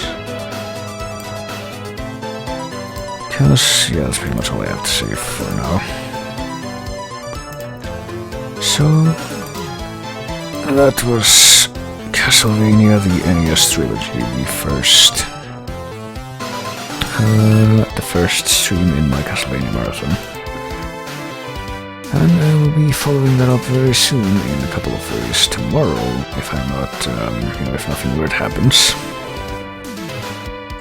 After we do like the co-op stream, I'm guessing it's gonna be like Magica.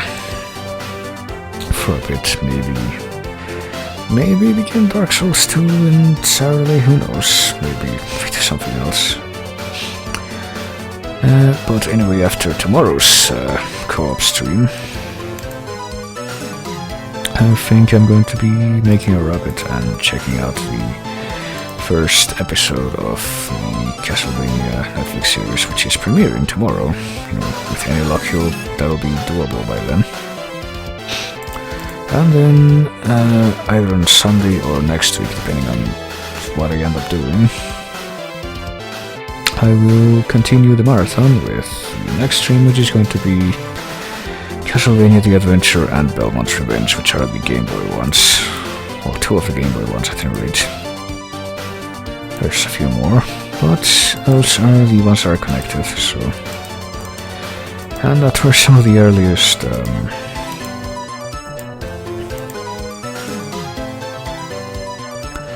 earliest handheld ones, so there we go. So I will see you for those things very soon. And until then, do take care and peace.